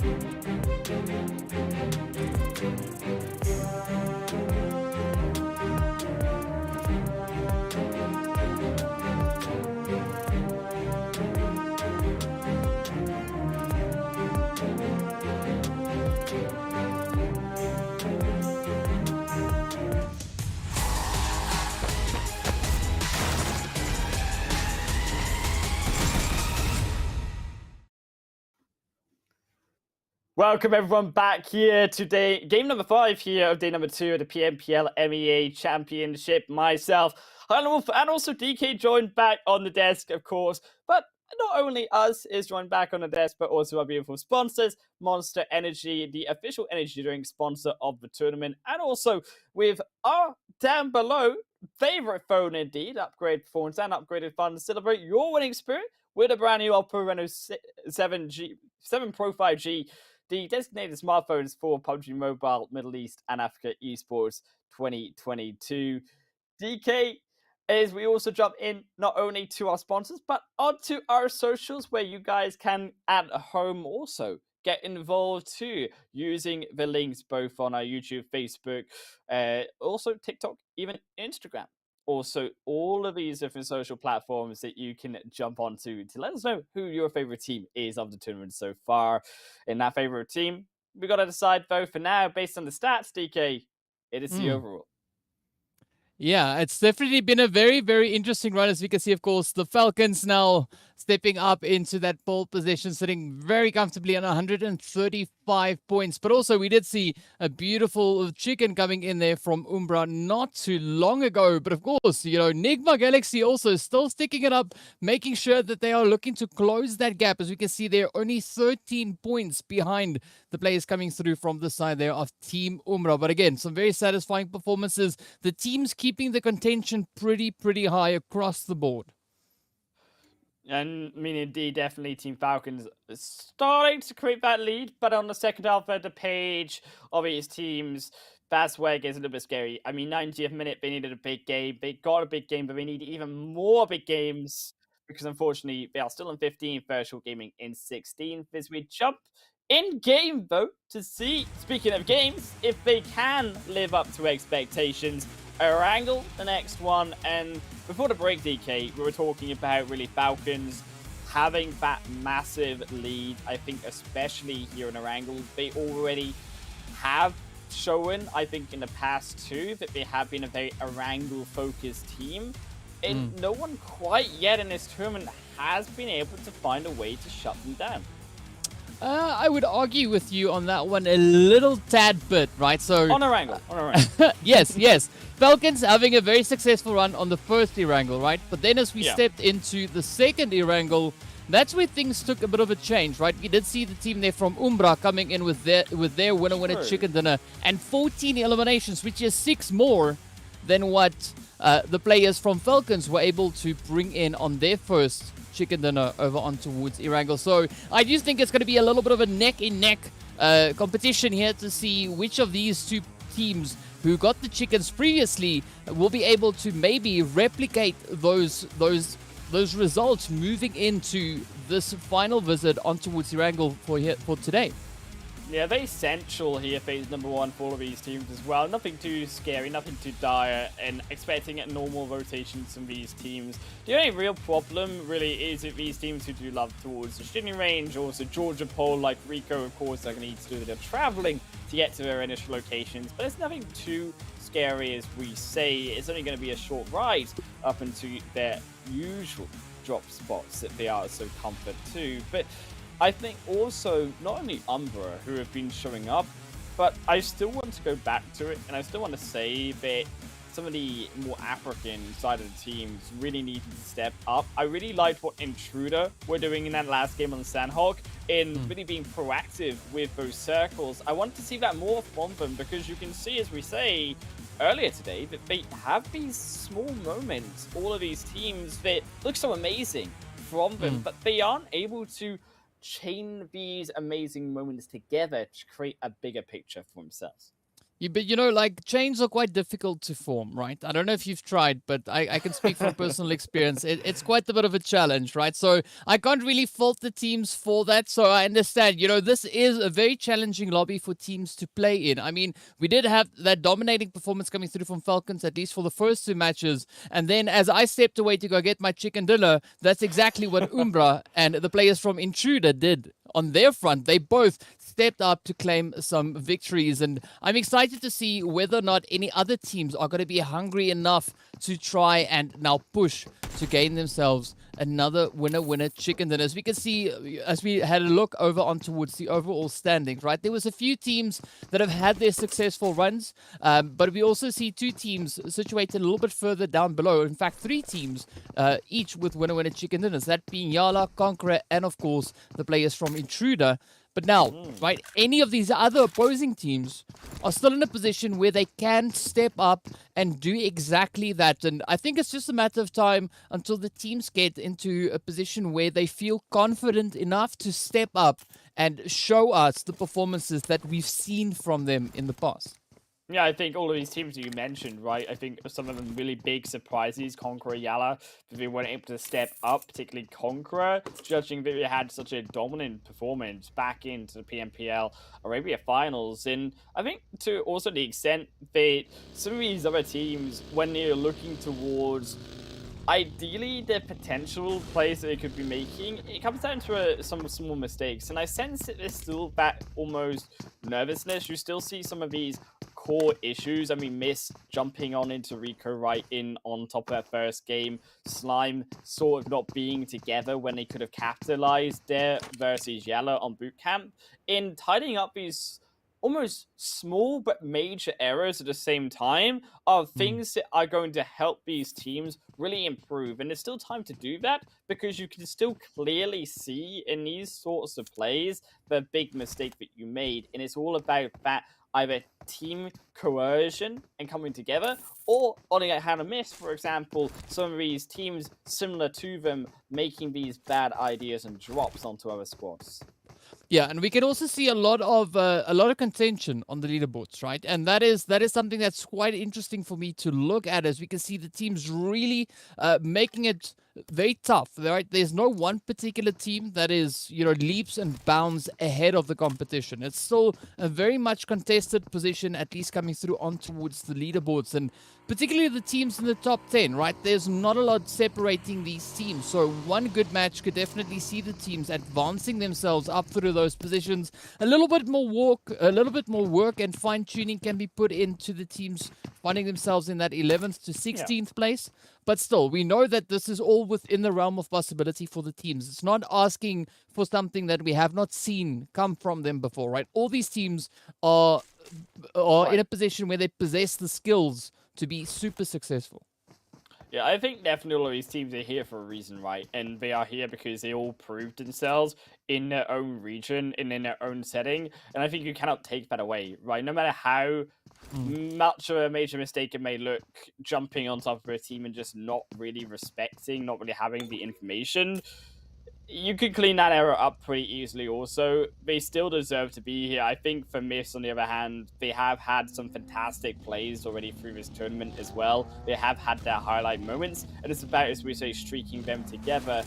CONQUEROR, I think, has been that other big upset. Is you saw by Nigma Galaxy on Falcons really being these top two teams that come from their own region. They expected to do well. They have done well. CONQUEROR did amazing in their own respective region, but to see them not play as, I think, a team has been the biggest disappointment for me in this tournament, because I really expected that this was going to be a squad that was going to be so in tune with each other from what we saw previously, but they just haven't been playing together, and it's been feeling so easy sometimes for these other teams who should be predicted worse than them, just easily wrap them down. I mean, this is where I'm gonna draw on my inner Professor Tarzan, right? We're going there. Oh yeah. Well, maybe not to that extent. I mean, only Professor Tarzan can do Professor Tarzan. I'll do a quick impersonation. But either way, okay. The teams, as much as this is a strategic game, it's also a mental game, right? And the teams are quite proficient when it comes to the strategic part, but the mental side of it, the mental aspect. I mean, anything can happen. As we know, life happens, and fortunately, we're all just humans, right? So you have moments of pure insane glory, and then you've got other moments where you know, maybe you stumped your toe when you quickly, snuck away for a quick bit of water or something. And that can impact you to a certain degree, especially if you play with your toes. I don't believe anyone here plays with their toes, but you understand what I'm getting at. And I mean, sign them up. I mean, if they're playing with their toes, I want to see what they look like playing with their hands. If they're playing at this level with their toes, DK. well, you never know, right? Nothing is impossible, but it's quite a bit of a challenge to play 6 matches back to back and still retain a good mental position, right? That is quite a bit of a challenge, and this is what the teams are now getting themselves more accustomed to. And already you're seeing a lot more comfort coming through from the teams as they progress through the matches, because already a lot of those nerves, yes, there's still some of it. You can still see some of the nerves being present, but it's far less in comparison to the first day. Amen. Amen. I'm proud of you. I'm proud of you, DK. Sounded like Tarzan was right here with me. But I just want you just the same here alongside me for these last 2 games. And phase 2 has gone the side of that Northern, shifting back up towards this more shooting range side, up towards those YaLLa Everest Hills. G3 up now facing mid-base, but Miss, are having none of this. Is 1 for 2 knock for now, but we have found a revive onto 1. Flacco did get back on his feet, but as a result, they have lost second. And it's a tough play. I mean, I'm liking this approach coming in here from the side of Myth, right? A very spread position, but some great coverage coming in there. But of course, Buden also finding a great opportunity, just striking down, laying down fire. And with that, a very successful run, though, as G3 is able to hold on to the compound. And now they only have Farok to try and contend with and potentially get them out of this position. But now Farok opting for that vehicle, and it is going to be quite the vulnerable position, as we can see. Flacco coming in there with the Umpi, just hammering down, a little bit of support coming in as well, as there's only so much left in that magazine. Flacco emptying out both of those mags, but it does seem like Farok, at least for the time being, will be able to put some good enough distance in between themselves. And this is what we mean. This is a perfect example, DK, of these teams not really being as coordinated as potentially they should be. Clearly, one of those missed members, they're moving back to try have Farok be almost there in time to actually use their other team member as a bait to trade 1-for-1. Then they are able to make that revive. Then they're able to turn as a 2v2 for Miss and restart the fight on their own terms. But because they're not synergized up completely, Farok misses that moment, misses that window, and instead their teammate looks a bit silly, left out in the open in that 1v1, and has to then run for the hills. So unfortunately, Miss just not right on the timing there. You know, it's tough, right? It's really tough. And of course, we just saw now at the hand there of, those few beautiful taps that we had. It is still quite difficult to line up these shots perfectly, even though you might have practiced it, to the nth degree. But now, of course, we look onto the players here from CONQUEROR, just holding on to a very centralized position, currently set up in towards that zone, and a lot of potential teams in the vicinity that could be looking to apply a little bit of pressure. But of course, now it is going to be Ragnarok just hammering away down on it towards Rio. But I'm loving the proactiveness coming in. A lot of teams already starting to get their positions set up in towards this phase, all like starting to funnel in towards that more centered position. Still, I think it is going to be that mini shooting range. I'm surprised actually that 0-1, they haven't really gone for that shooting range position. I think that 0-1 going elsewhere, and I think also these teams really avoiding, because of that very southern playing path, having a direct effect of now these teams having to force their way through to that northern side. And is this third phase zone is on its almost way in towards us. The only other team here still to make it in, that solo member of 90th minute, Gaga, who seems very far behind his team. The rest of 90th minute, question mark here is, they're already in hospital and Georgeport, my friend. Gaga, you are very behind of your team. Maybe just exploring a few of the options there. You never really know which way around it is going to be going, but definitely we do see the players there from 90th again, moving up on towards that Everest position. And, well, this time, unfortunately, there's no particular play coming through on that front, but we could actually see Gaga down south, as you pointed out, maybe getting traded off in the exchange, as we do have the players there from Twisted Mind in the vicinity.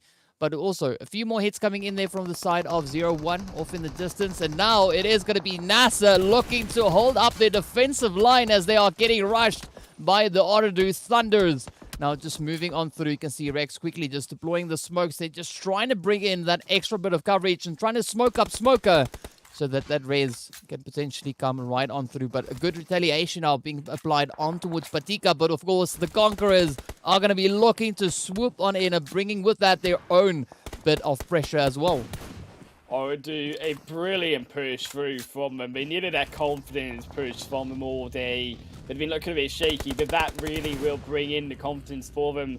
But they've got to control it now. There's still here the rest of CONQUEROR moving in. There's still Nigma Galaxy still to move in. Two big contenders that they will have to deal with here in Ruins. To move away from that castle is going to be very tricky indeed. A knock on from Nigma is not what you want to see, unfortunately. There's a massive push though from Ooredoo Thunders. You can see that they even use a buggy there to be able to distract from any third-party shots and block out even the damage coming through from the other side. Yes, they didn't need it because they actually dispatched of that NASR member so quickly. But again, the ideas are there. The fancy feet work is there through from Ooredoo. Yeah, you got that song stuck in my head now, but yes, it is going to be on to the players here from Nigma Galaxy, trying to see if they can find themselves a few of those angles. But I got to say, I mean, the Ooredoo Thunders really utilizing the angles they have to their disposal. But of course, as we jump over in towards Rozak, it is going to be the players now from Intruder going toe-to-toe, essentially, with the side here of Umbra. A little bit of a more split up position coming through, as we can see Morteza situated on the opposite end there of the waterway. And also a little bit of a bumpy road, at least then, for the players coming through there from 0-1 as we had those first few shots getting fired off here. PRZ just ensuring that that hilltop is covered as best as they can possibly manage. But again, some interesting positions for teams still to try and move into, as we can see the players there from Virtual as well as NASR moving into a little bit more of a centered position. We do have the players there from Slime also now starting to descend from their position up in the north. YaLLa, meanwhile, bumping heads with Rico Infinity over on towards that western side. But now the zone is going to take a little bit of a shift and heading all the way down to those headshot hills in the south. This is going to be an absolutely amazing phase to see what the teams are going to have to do here. NASR Hassan has to get out of there. To be in Watertown, it's going to be such a contention spot with 0-1 Umbra. Teams like here and here, Virtual Gaming, Slime 4KT, all going to be looking for that one sole compound remains.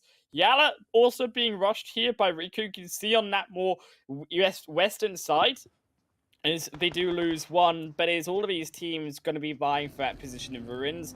Now, it is up to, realistically, Ooredoo to hold this location. They have the castle, they have that high ground also. But to hold as many players is going to be difficult, and you're relying on these skirmishes between, like that of 0-1 and Umbra, to whittle those players down and make it an easier job for you to control that center. Yeah, the whittling is absolutely essential for these teams, but now we do see Shadowin also getting traded off. Oh, look at this angle. Beautiful shooting right down on towards PRZ. And now it is up to Gaeth now trying to hold on, looking for a bit of an opening there. But, I mean, this is quite a troubling position, actually, for 0-1, as they are not only sitting with the team in front of them, but they've got two other teams potentially to rotate up behind them. So they have to try and find a way of getting that rotational path locked in so they can, you know, ensure themselves a position moving into this next phase. But so far, it does seem like they are going to be trying to utilize the high ground here, trying to play as many of these angles as they can. But Umbra not going to be letting them slide on through just yet. 0-1, they aren't going to be letting anything slide on through. It's still keeping up the pressure. The smokes there will fade with time. Umbra, Morteza trying to lay down the path once more for them. But you can see the two members knocked in the center is such a difficult position. PRZ needs to come in for that support, but they cannot get them in.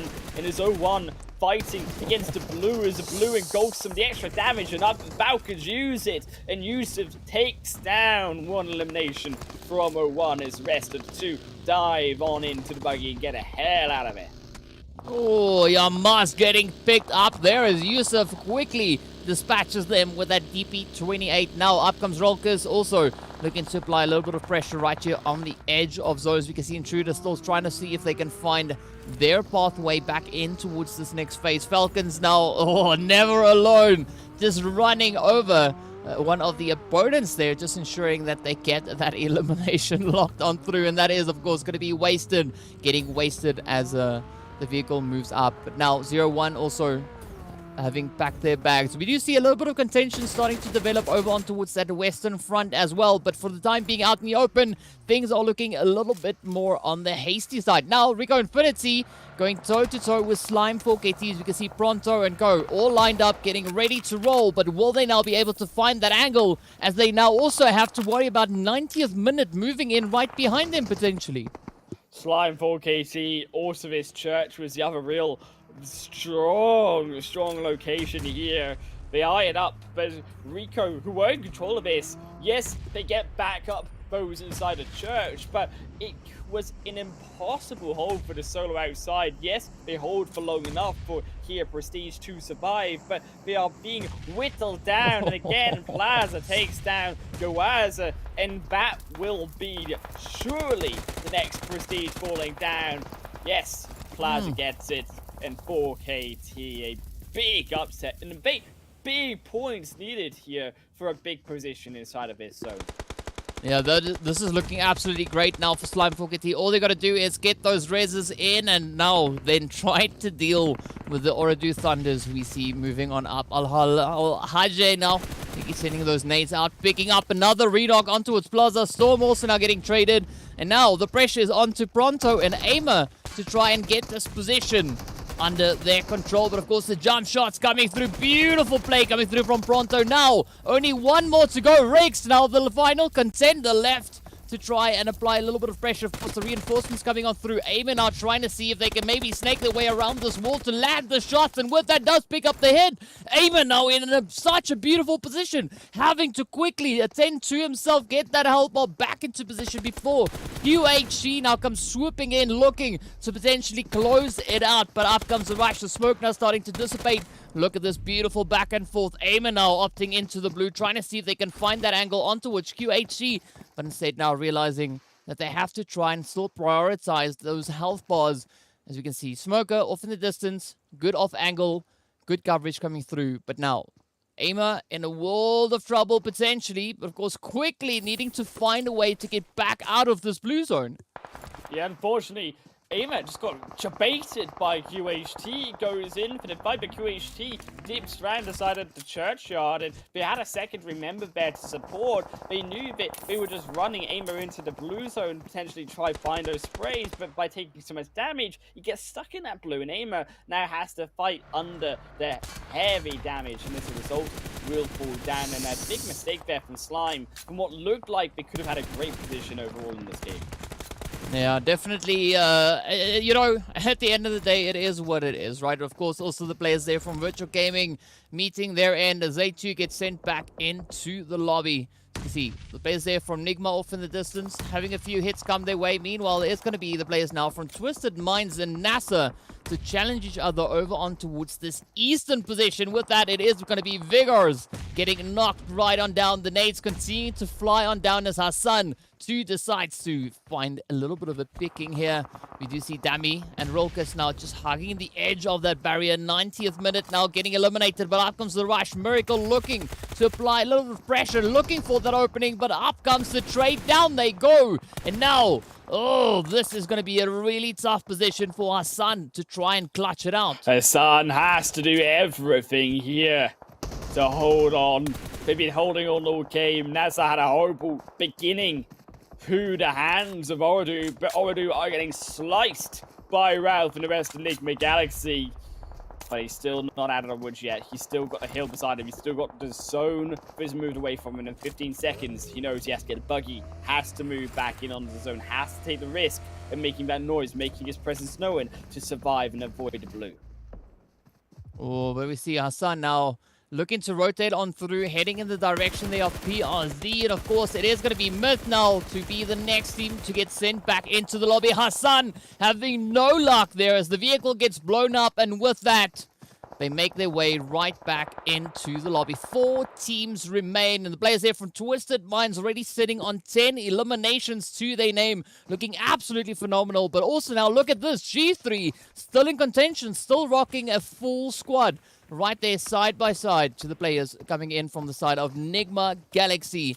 Now this is going to be a really difficult position to play, especially looking at Nigma's position. They have a controlling angle situated in towards the zone, and it does seem like Hamadi is very well aware of their position coming in over on that southern edge. But now a quick reposition, just crashing the vehicle down into the barriers, allows the players here from Nigma now to start to take aim right down on towards Twisted Minds.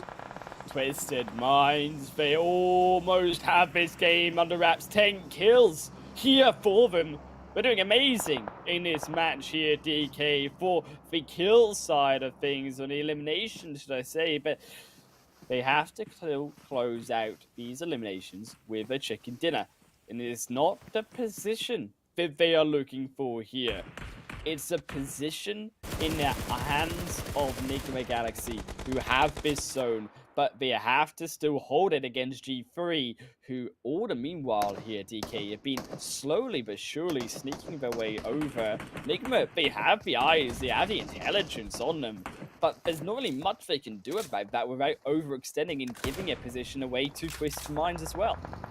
Yeah, definitely a difficult call to be making here. But look at this. Talking about difficult, right? PRZ in between a rock and a blue plate, right? This is not the easiest position to try and play from. And as you can see, it is creeping closer. PRZ is going to be running out of potential positions to play. A little bit of an opening just up ahead. And, you know, this is going to be like a little bit of a touch and go play to try and get repositioned back into that zone. As we see a beautiful shift now, continuing a little bit further down towards the southern edge. Opening a few potential angles now for the players here from G3 on towards the side there of Twisted, as they now have to get themselves repositioned and into another angle up into this phase. Nigma Galaxy gonna lose one nose. Their G3 sending aid over the top. They find the extra angle onto them. Umbra, all the meanwhile, he's still healing up. He's still there. He ain't done in this game yet. That blue zone is going to close it in 10 seconds. Umbra's world is not going to be for much longer, as it will just be giving up to the zone, or does he give up the kill trying to get it inside, potentially to Twisted Minds here for the elimination points? This could take a swing either which way. PRZ now having to make a decision. Are we going to be seeing that heal strat potentially coming on through? As you can see, blue zone just inching its way further and further away now from the side here of Umbra. But up comes a quick dash. Try to get on through, but gets spotted out as Rolkus picks up that trade. And it is the end of the road for Umbra. G3 still looking strong now, coming up alongside the players here from Nigma Galaxy, but both teams turning their attention straight down on towards Twisted as they now get eliminated, and it is going to be the players from Nigma Galaxy going toe-to-toe with G3 to fight it out for this winner-winner chicken dinner, and the final one right here on Erangel. But G3 have been taking the position out of Nigma. Yes, Nigma have been getting the kills. Yes, that extra little dash from PRZ helped them locate the final members of Twisted Minds they were looking for. They get those elimination points on board, but they don't have the strength, they don't have the utility. You can see how much is still left for G3, and they're utilizing it to avoid the one-for-one trades and find those extra picks. Oh, well, they've already found Hamadi. Flacco taking a little bit of a worrying amount of damage there, but is still able to quickly duck in behind some hard cover. Now, Lord picking up those nades, sending it out. G3 moving and taking an absolute mountain of damage. And with that, another nade to follow on through. Buden, C-Mine getting traded. Flacco with a quick reposition just off the side. Up comes 6 now, trying to claim it out. Raouf just down below, quickly trying to tend to their teammates. It is potentially a 2v2. Unless these reses come through, then it could swing in favor of Nigma Galaxy. But Flacco now looking to try and play that off-angle position, while 6 is trying to tend to Buden, looking to get themselves into quite a bit of a contentious position. But now up comes Raouf, up comes Hamadi, looking to ascend down on towards Flacco. Quick few hits coming in. Now Raouf having to back off of that position, but up comes Hamadi. Beautiful distraction, taking up 2 players And now it is a 1v4 play, and with that, Nigma Galaxy brings it in, and with that secures themselves a beautiful winner-winner chicken dinner.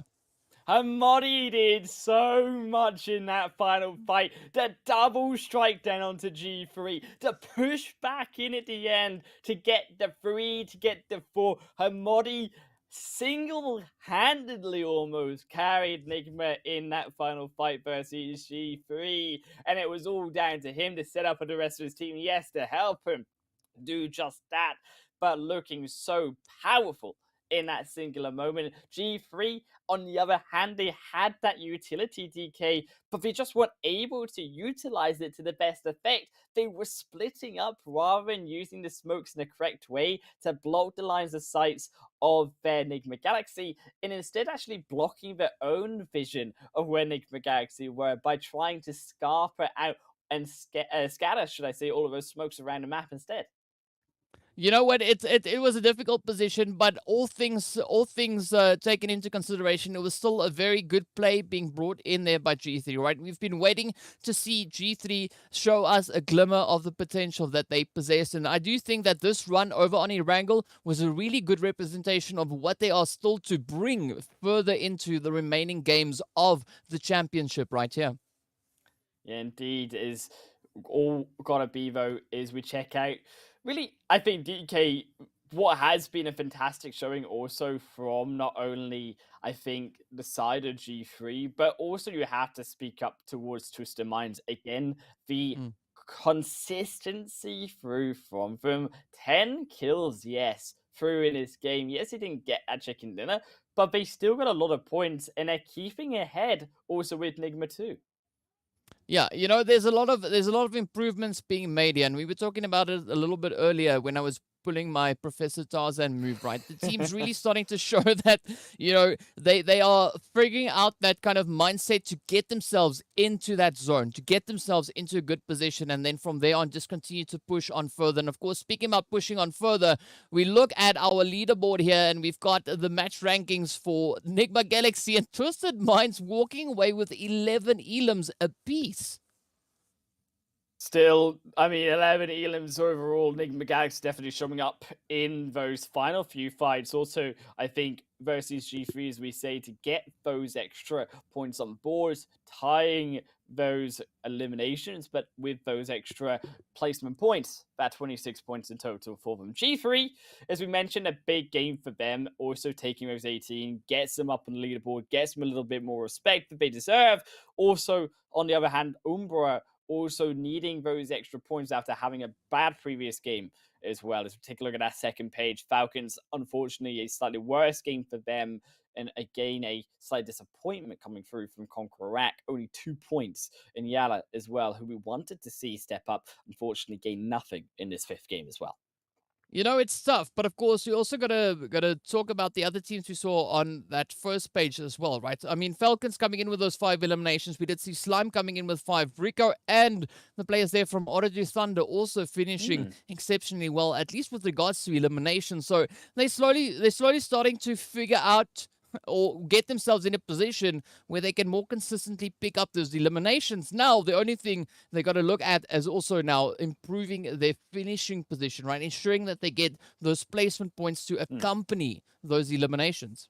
Yeah, indeed. I think it's that consistency, not only in eliminations, as we said, Twisted Minds show it perfectly, where they've been able to improve from just the aggression of being a team that can get those elimination points, but also get those placement points too. That's what we're really looking for, and it shows so well. As we take a look at those MVPs, no doubt, of course, to see Kaito there, one of those Twisted Mind members, but also Lord from Nigma Galaxy and Alhahe there, really stepping up, as you said, from Ooredoo, with their fantastic plays, I think, versus NASR, then also trying to set up and actually baiting out Slime4KT, and he had these individual plays where Ooredoo, as a team, were playing really phenomenally in that match, better than they had done, I think, in a lot of previous matches so far.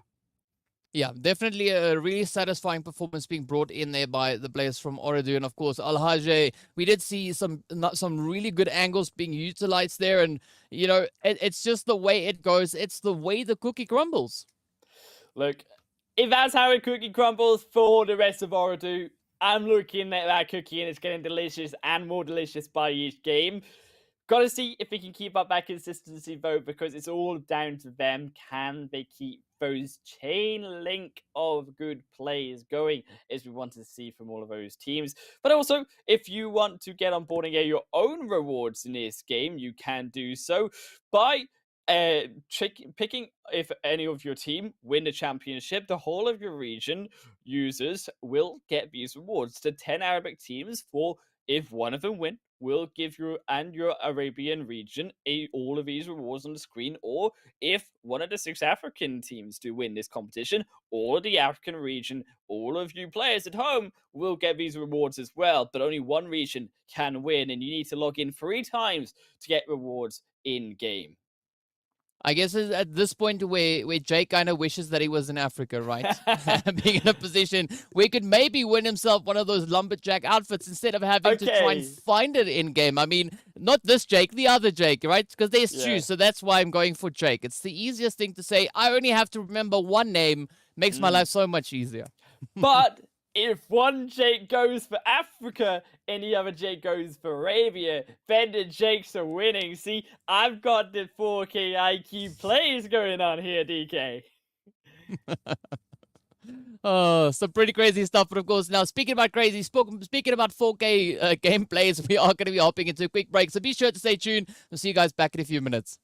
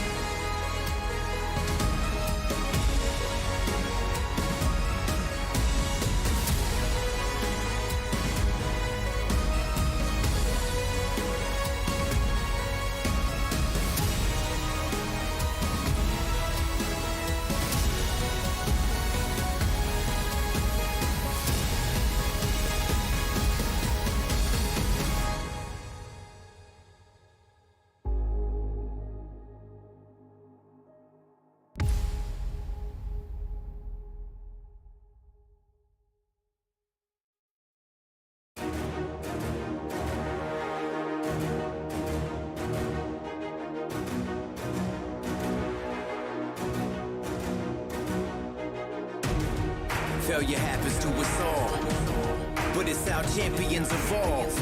The only thing that matters from a loss is if you get back up when you fall. You gotta get up. Failure happens to us all, but this is how champions evolve. The only thing that matters from a loss is when you get back up when you fall. You better get up. You gotta get up. You gotta get up. I need you to get up. Get up. You witnessing a champ in the making, fueled by your passion for greatness. Yeah, but adversity and bad situations meet us in the middle of the paths that we taking. But it's what you do.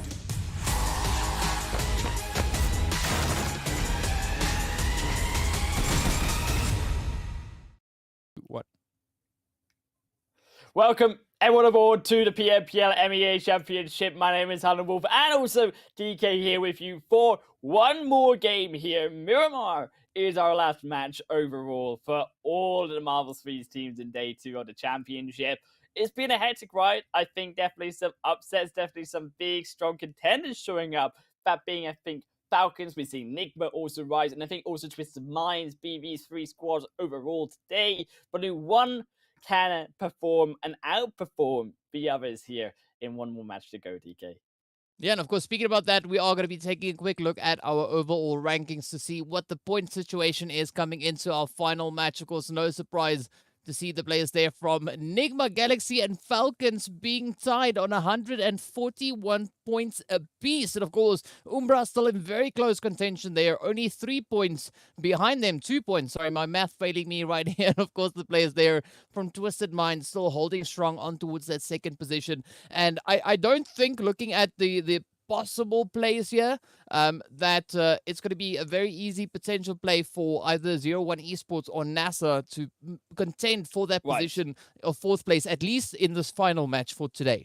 Yeah, I think definitely there's a beginning of a break showing, especially for these teams between the top 2, and then obviously that 3rd, 4th position and the 5th, 6th really breaking apart those teams for now as we do approach our 12th game. But on the other half of that leaderboard, definitely there has been a lot of changes overall. I think seriously some big showing from 90th minute. We've also had Slime4 KT, Intruder even coming out with a chicken dinner, G3. We've also their 2nd place in that last series of game, and I think it's been a majority, I would argue, of these African teams that have really been stepping up as much as possible. Yes, there have been also hints of those Arabian region of Ooredoo Thunders in 90th minute showing up also, but it's more so, I think, these African teams, and we're looking to see, can there be a second one that can join Umbra, at least on that second that first half of the leaderboard, really, and avoid that second half of the leaderboard and that second page, because right now it's Umbra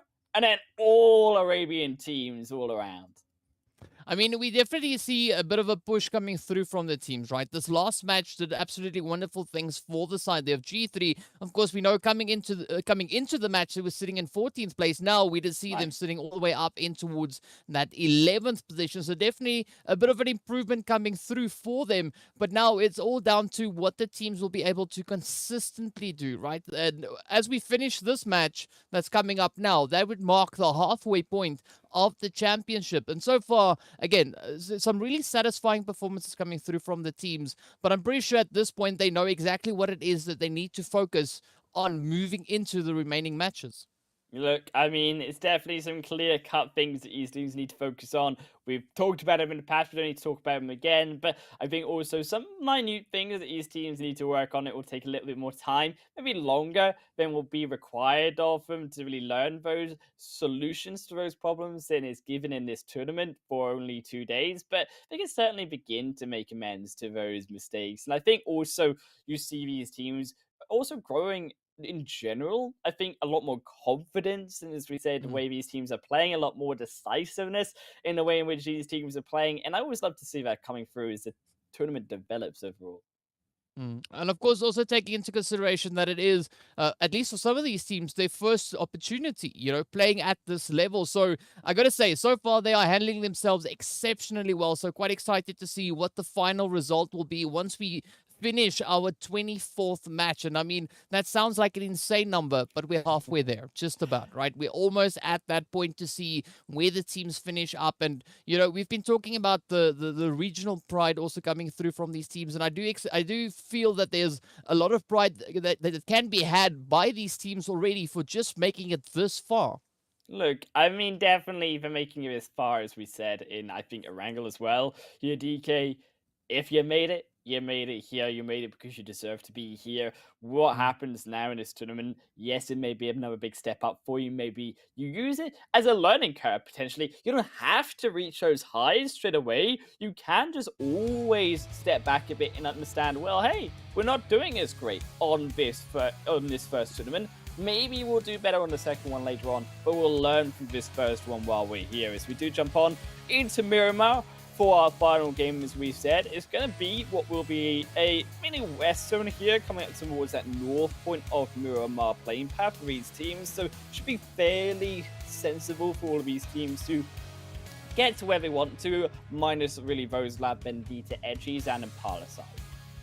Yeah, I mean, there's a lot of openings, and we did see in the previous Miramar the teams really adapting to the difficulty the flight path presented them. So I'm quite hopeful, and I'm pretty sure the teams will be able to find a way, right, to move into their more favorable positions. And it's quite interesting to see the players there from YaLLa Esports moving all the way down to Minas del Sur on towards that southern side. But again, a good amount of teams looking to get themselves situated a little bit further up on towards the northern side. Myth already going for a bit of a drop there over in towards that Val del Mar kind of position. So, you know, not necessarily moving all the way up in towards Monte Nuevo, as we can see the players there from Twisted Minds doing. But again, some good positions to start things off with, and already we see the players there from Virtual Gaming coming into this match with only 3 players up. Still, it's going to be a very similar playing path, actually. Also, there's a zone here that we saw yesterday, actually, DK. We saw a zone exactly really like this in this tournament already, and those teams really kind of favoring those more western side of the zone, not really wanting to go as far onto the east, apart from later on into the tournament. Into that game, should I say, also. And I think that we're going to maybe see that again. But I would like to see these squads really utilize the fact that they know this information and change it up a bit. And I like that these teams, at least for now, have begun, like Falcons, to move a little bit further forward, to go and brave that Tor Armada side that they want to go towards. You see also there even CONQUEROR stepping up already into Minas Generales, into that graveyard side, and not willing to hold back a bit. And it's this decisiveness from this first stage to the second that are allowing these teams to make these better decisions as they begin to understand their competition. And of course, you know, we also had the players there from 90th minute dropping all the way in towards that Torre Ahumada, which is exactly from what we saw on the map. It's just outside of the line of sight. We can't really see it because it's a little bit chopped off, but still it's there. So a very northern position coming through there. And I mean, looking at the players here from Nigma Galaxy, nothing out of the ordinary, right? Going straight up in towards Pozo, making sure that they can get themselves beautifully looted up before focusing on those rotations having to be made to get themselves repositioned back in towards zone. And we were having a little bit of a look over on towards the players there from YaLLa over in towards Picado. I'm curious to see what Umbra is going to be doing, just situated over on towards that western position from Picado, whether or not they're going to potentially dare to venture past there, or are they going to look for a bit of an opening elsewhere once the rotations start coming through. Gallagher, CONQUEROR here, going to need a big performance, of course. They step back into their comfort graveyards. It has been having an old record, really, of these players needing to synergize up and being better, and need to really turn the tables here of their second half of the tournament. It's been pretty rough, but these are star-studded players.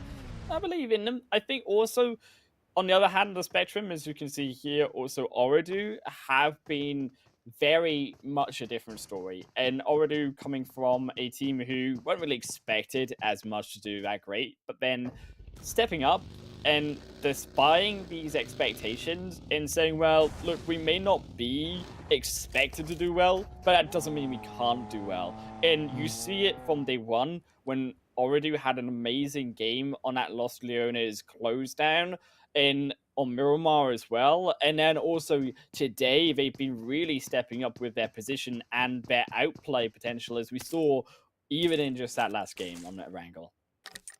Yeah, there's a lot of teams really starting to find their rhythm, right? Really getting into the swing of things, and you know, it's better late than never. But obviously, we'd like to see it happen sooner rather than later, right? So a beautiful bit of a compounding coming in there. But again, the teams now having several options to try and work with, and as we can see, the players here from Umbra now already starting to venture a little bit further on towards that Los Leones position. But again, now, Wolf, this is where I wonder what the teams are going to bring in with regards to their rotations, right? We already see G3 being quite proactive now, getting themselves repositioned, moving a little bit closer towards that more centered position. As I've mentioned before, Umbra also adopting a very similar kind of approach, already getting those rotations brought in. And it does seem like Umbra is actually finding a little bit of an opening between Los Leones and Picado to successfully rotate in, at least onto the edge of that zone. Yeah, I mean, Umbra definitely, I think, as a team, though, have been very up and down. And as much as we say and praise them for their ability to have these big games, the consistency is a problem, I think, for Umbra. That has really been stopping them from not only having these big games, but demolishing the rest of the competition on top of this, too. Because have they had these big games consistently up until our 12th match now, they would be a lot higher in point, maybe not double, but we're talking at least about 50, 70 points higher than where they are currently, which would put them in a much more comfortable position versus that second place, rather than trying to grasp at straws for that first place, which they are currently now. Well, I mean, as we've seen, right? So we've casted a few PMPLs, and we've seen how teams have grown and how they've progressed, right? So I have no shadow of a doubt that these teams will definitely progress even further from where they are right now. So the only way from this is up, right? That's the only place that they can go. They can only improve, but that, of course, is taken into consideration that they do learn from the obstacles that they face making their way through these particular matches, looking at what rotations worked for them, what kind of splits or positions or compounds worked more favorably for them. And I think there's a lot to be taken away from this as teams, progress either onto the next step, but there's also been a lot that the teams have learned in the process, just making it up to this point. And again, we now see the players here from Virtual Gaming also looking to get themselves a little bit more spread out, looking for a potential rotation to come on through. And I mean, Virtual Gaming for me is one of the teams that I would love to see them finding that thing that just clicks for them, right? Showing us the performance that they've had in the PMPL Africa. Yeah, I think I totally agree, and I'm glad that you bring up that point, right, about those small adjustments, small learning that needs to be done, and Virtual Gaming as well as a team there on top of Umbra, because both of these teams, and Umbra do it slightly better, obviously towards the late game, is why they've got the points in general, but both of them take these very risky early games, and I think these rotations, I mean, PRZ almost getting caught out right in this last game of the day, thankfully does get away, but had they got caught, you see Umbra down to 3 players, becomes a lot more difficult game for them to play. Where they do end up losing these players, they suffer, and those are the games that they end up having those 0, 1, 2 point matches. But on the other hand, when they are making these smart decisions, when they are making these risk-averse, but also maybe risky but controlled decisions, rather than just going for them and not really understanding the potential for them to go wrong, Umbra make a great play. And this is something also Virtual Gaming should have to do, really. And they should almost be learning from Umbra, because they both, as we say, play very similar. Virtual Gaming has had very dodgy rotations, we could say, early on in some of these games. And by understanding the risk in making these rotations and understanding the positions of other teams early on in the competition, which can be done by scouting through previous VODs, they may just have a better result showing in these final 2 days. Mm-hmm. Yeah, so a lot to be digested there. Of course, we've already spoken about the digestion happening, at least for the Falcons, coming in with those chicken dinners, looking to satisfy the hunger once again. But this time around, we do see that zone continuing further and further in towards the northeast. So this is definitely looking to be quite a challenging position. And I mean, it's not too often that we do see that Campo Militar actually being playable, and this time around we do see that being the situation. Teams can actually rotate far up in towards that northeastern position, and that then of course results in quite a bit of congestion coming in over on towards the southwestern side. As we see on that map, there's several teams now starting to come through with their rotations, but of course Rico Infinity now going to be looking to just apply a bit of pressure onto the position here for G3. And a good break coming in from G3, as we did see Flacco and Buden, Sixcott rather, and Buden rotating further up the hill with C-Mind and Flacco now holding the position just here on the lower ground. G3 Temper with its bottom, and now can they find the shutdown? Yo, they don't do it. That was disaster for G3 in R8. Rico Infinity Esports very, very thankful. But now, the surprise is being given away. Rico Infinity Esports, they know there's another team here, and they know that they have the advantage. Of course, now Ida just cooking up a few nades, getting ready to send it up, but C-Mine just blocking that stairway. With that, of course, also now Prestige comes up with a beautiful hit. That Molly doing its thing, and this could be the end. Yes, it is, as Ida gets traded on down. Now Prestige left to try and pick up the pieces here, but with that, it is going to be a very troubling position now for G3, as they've been reduced down to only one. Virtual Gaming, meanwhile, on the opposite end, looking to see if they can find a bit of an opening on towards Intruder Africa. And again, these two teams, an age-old engagement coming in between both of them, and somehow they still manage to find each other on these maps. But maybe for the better, for the worse, though, because both of these teams, unfortunately, DK, need these points, and by taking each other out, only one can get them. Virtual Gaming, for now, 2 up, but only 3 players inside of this game, and it's going to hinder them a lot, realistically, for their ability, for their options to make these splits later on, and particularly for a map like Miramar, not having your 4th player, for whatever reason this may be, is going to seriously hurt them, and making these rotations when teams just look to gatekeep them further apart from the field. But it's still, nevertheless, a great punish still from Virtual Gaming onto their edge of Intruder. Yeah, now let's see how much of a punishment we'll be seeing across the board, as the teams now have a quick opportunity here to try a bit of a reset there. We have the players from CONQUEROR now still continuing on their efforts, looking to see if they can push further and further up in towards the zone. We can see them now about to just fly past that northern side there of Al-Azhar. But as we can see, quite a few teams now just ready to welcome them on in. Umbra being one of the teams situated just in front of them, as well as the team going through there from Intruder. Meanwhile, Twisted all the way over on towards that very edge. And the same can be said, of course, for Nigma Gaming. But now the zone is taking a slight bit of a shift, a little bit down towards the southern side, centering up beautifully on towards that Tierra Bronca position. And this is where those valleys are really going to come into play. A massive shift indeed in towards the northern side. It's really only going to be really, I think, the likes of Ooredoo. You're speaking of the likes of 90th minute of Falcons, who really understand these areas the most. These are their comfort locations in terms of Miramar. So a lot of the onus on them now to see, can they utilize that information? Can they utilize that comfort to be able to punish these teams who are maybe not as used to such a crazy rotation like this? And a lot of these teams, because they aren't used to this, you can see them making very heads-up, very central-looking rotations. Whereas had these teams, I think, been more aware of their surroundings, they wouldn't have been as willing to go towards the center. They would have maybe played it a little bit further out and utilized these hills like that of Falcons that are using here inside, yes, close to the center, but still towards the edge. These punishment hills beside these teams who aren't using them lower down and getting that information on them, and rightfully so, finding those eliminations against them.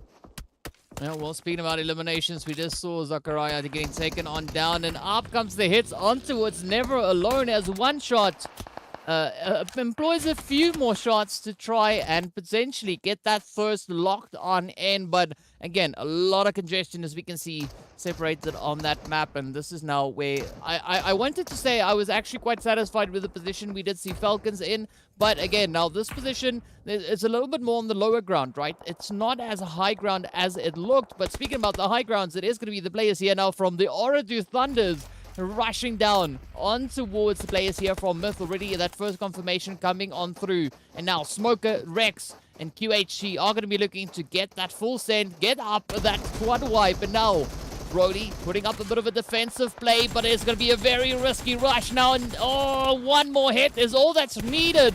Let's see whether or not Smoker will get it. Yes, indeed. One jump shot is all that's required to send the players from Myth back down into the lobby. And big plays through from Ooredoo, because keep in mind, they keep 2 of the other players alive in that fight as well. Yes, the knocks were there, but the eliminations were not found, and they keep 3 players in this game on top of the 4 kills. So their chances at a good positional finish is still very much alive, on top of the fact that we have a great spot also in this map potentially, if they can just again look for a little bit more control over it. I mean, there's a lot of teams here looking for control, as you can see. Rico Infinity up on the high ground as they wait in anticipation to see where the zone will go. And of course, it moves up in towards Tierra Bronca. Now, this is quite favorable, actually, coming through for the players there from Nigma Galaxy, as they are close to center zone, but still a good vantage point to hold, right? A little bit of that high ground position to be playing. And now it is also going to be the players here from YaLLa looking to capitalize on their very own high ground position down on towards the players there from Slime 4KT. Slime, very far down though. Shouldn't really want to take this fight. I mean, realistically, YaLLa, they have the advantage as long as the zone hasn't come in onto them. Now, you see O1 also making their step behind them. So I say Ooredoo here, making their step behind them, and Ooredoo slowly pushing forward. Now, you got Smoke with that initial vision man here for the team. Puts down the smokes, put down the line to stop here. Really, anything coming through from YaLLa. They're trying to find one mid to at least grab them. Rex falls at the extra tick damage to the play zone. This Ragnar there to finish him off. And at least they hold off one for now. That's an extra one for now that is so important. I think realistically with that, Nox Smoker now should try to retreat. You can see they're hoping. There's already actually pinsed around the backside, but it's a beautiful punish there from QHT as well to also find the angle to rightfully take out the disrespectful. Hoping who was not advising on QHT's position behind it. Yeah, a lot of advising that needs to be done here. So you can see QHC picking up that Elam over on towards Hopin. And here's hoping the teams get their butts back up into zone, right? Blue zone is making its way on forward. And now they've got to consider whether or not they want to prioritize these engagements, or rather instead look to get a few more of those positions dialed on in. As we can see that eastern side looking pretty hairy. We have the players there from Umbra as well as the squad there from Slime 4KT just lying in position, lying in wait, but it's also now going to be a bit of a fight down over on towards this western side as Rico Infinity and the players here from Twisted Minds go side to side, toe to toe, looking to get a few of those hits in. G3 now also getting eliminated, but now let's see whether or not Dami will be able to put in some well-placed mollies onto the side there of Rico Infinity. Still not going to be anything for now. A lot of smoke utilized, a lot of utility used. Rico Infinity trying to hide their position for now. Nate cooked a little too late, won't find his mark. Twisted Mind send another one back in there, and that one does. And that's what you're looking for. Your eyes will fall down, and now Volkis looks to go in forward, barely dodges out the half extra damage that Nate was going to do.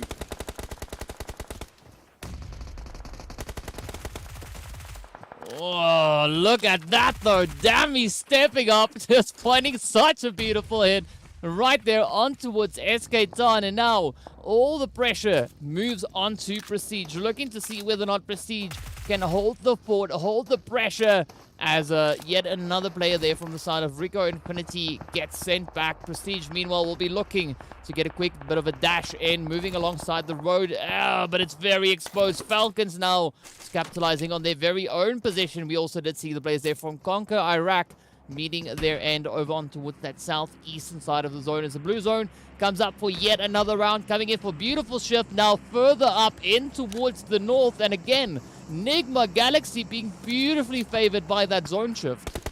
Nigma Galaxy, I think, yes, he's been favored by the zone shifts, but it's the control where they've had of these zone shifts, and no one's really been able to challenge them. You see other teams who have had the zone gifted to them not being able to perform as highly as Nigma have done in the past games, and potentially could do in this game too. Is still even this Coliseum, sorry, should I say this theater in play, and it's an interesting position for Slime 4KT to take on this northern side, because actually it's very, very positioned. The fact that you can get a lot of extra, just a little bit of high ground and that extra little bit of elevation over your enemies down below, who are going to be slightly further down the hillside too. Yeah, it's a tough decision to make, right? But talking about tough, I mean, we still have so many teams still to rotate up in towards the zone. Umbra being one of those teams Still looking for that rotational path back up on through. But again, now Falcons turning their attention down on towards NASR.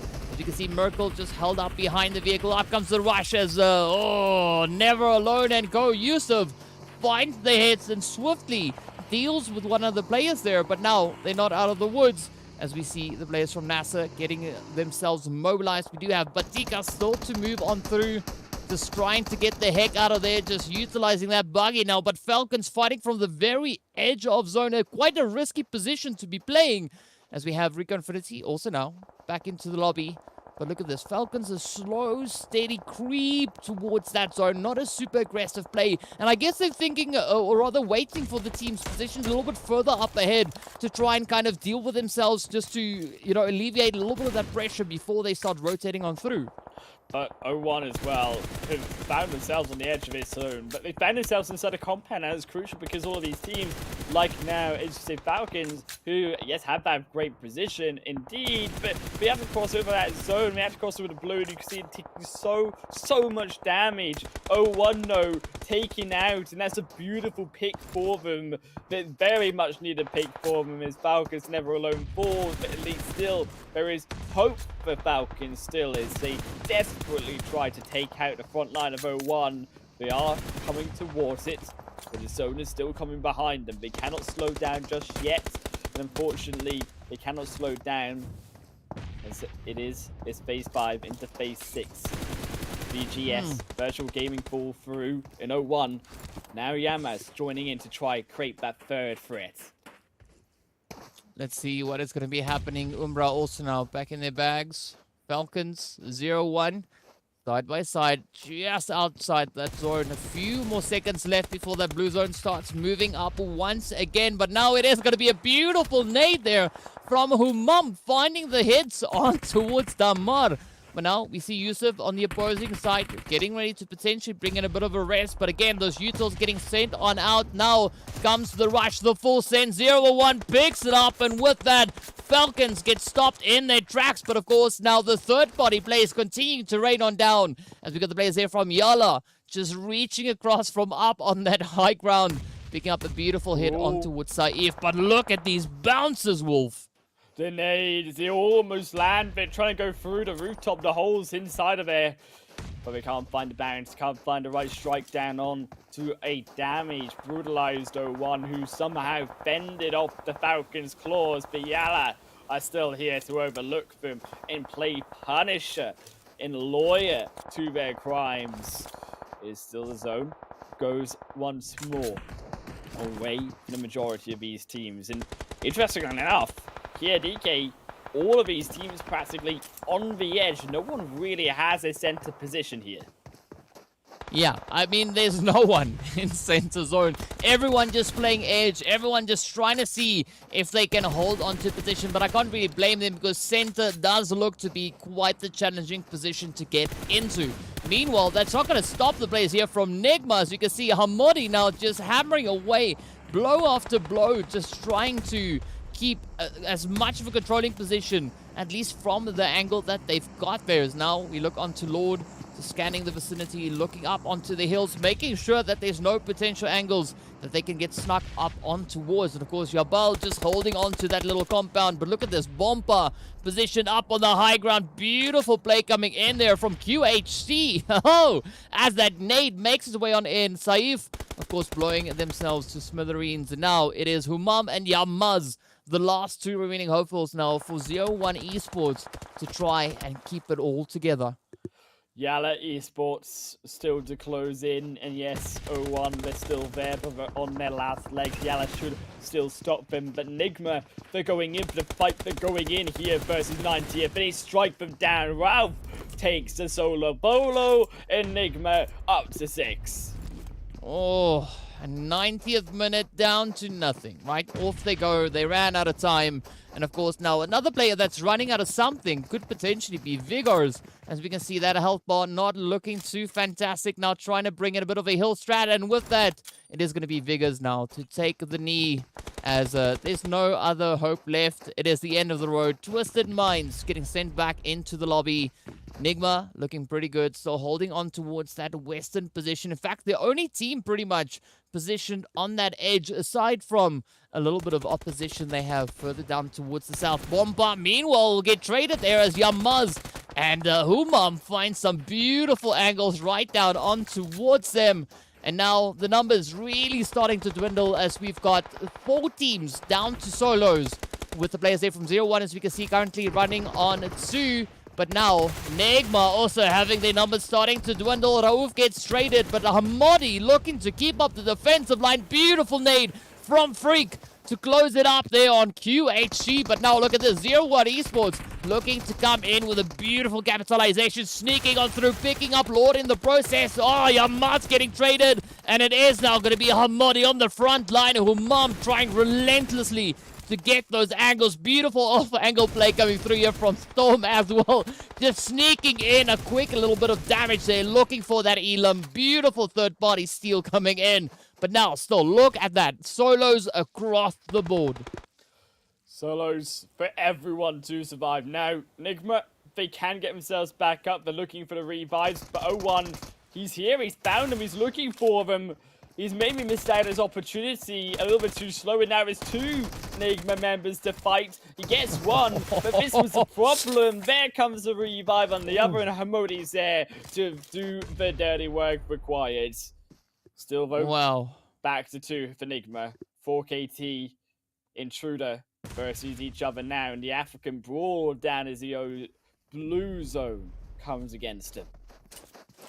I mean, Storm not having a lot of options here, but you can see Weiss in hot pursuit. It is PUBG, GTA coming on through. Oh, let's see, come on. Beautiful trade coming in there. Weiss picks up Storm, and with that, Weiss gets traded off as Nigma Galaxy step up with yet another winner chicken dinner. And big game for Nigma, though, who were very high up in the standings. Now create that breaking point because Umbra, because Twisted Minds, because Falcons, they didn't have a great game here, DK. And as a result, Nigma are going to start day 3 very strong indeed. And it's all down here to that patient play. Realistically, the control of the position that they had a low ground position, which wasn't advantageous, but they had that extra little ridge that helped protect him from the line of sight from everyone around him. And that's what was a crucial part of Nigma's positioning that was so well done and so well calculated by them to find that on the map.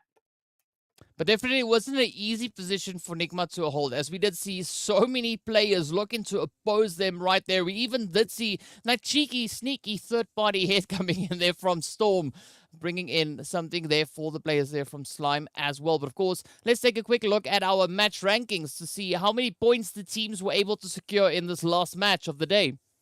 Still, Nigma Galaxy, a big 25 points game here for them, as expected, coming through from such a dominant game that they had. 0-1 Esports, so pleasantly surprised to see them, even though finishing in 4th position overall in the standings. From placement side of things, they get 10 elimination points, matching Nigma, and as a result, do get those 18 points on board. Intruder Africa, always good to see them, as well as Slime 4KT, who we'd been hoping, as we say, for these African teams to step up, get that 2nd and 3rd placement point finish, respectively. Yeah, it's great to see the teams, you know, the African region representation getting dialed up a little bit. And of course, as we look onto the second page, we do see the players there from Falcons, the players from Umbra, Virtual Gaming, and Rico Infinity all picking up those 3 eliminations apiece, with everyone aside from Rico Infinity walking away there with 4 points, with Rico only getting the eliminations, no placement points. But sadly, it was a bit of a bumpy ride there for NASR, G3, CONQUEROR, Iraq, and of course the players from Team Myths as well. Yeah, unfortunately, starting to see that consistency. I'm a bit worried here for Rico. I'm a bit worried for CONQUEROR. I'm starting to count them out realistically as those bottom place teams. It's got to be someone, but unfortunately, it's consistently looking to be them. I think as well, NASR definitely struggling more and more since the beginning of day 1 to now. They've not had as great performance. They've been almost outplayed a little bit by these other teams in their lobbies who have just been either on a micro level of team fights out playing them, or majorly more so here a macro level in the rotations and the positioning that these teams have over NASR. Just seems that NASR are slightly behind the curve here also.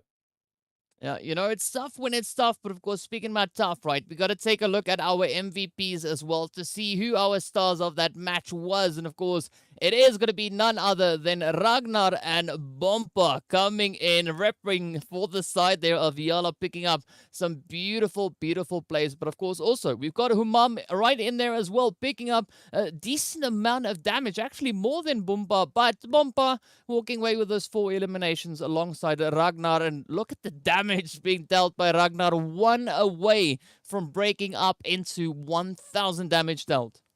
And a brilliant game though here from Ragnar too. I mean, Ragnar definitely stepping up for YaLLa. I think Boombo as well doing the same and being that team player that really YaLLa needed. But also you cannot deny the fact that also they're 0-1 doing a fantastic job to secure those kills. And again, 0-1 showing us they can be that aggressive team, DK, when they are allowed to let loose those leashes.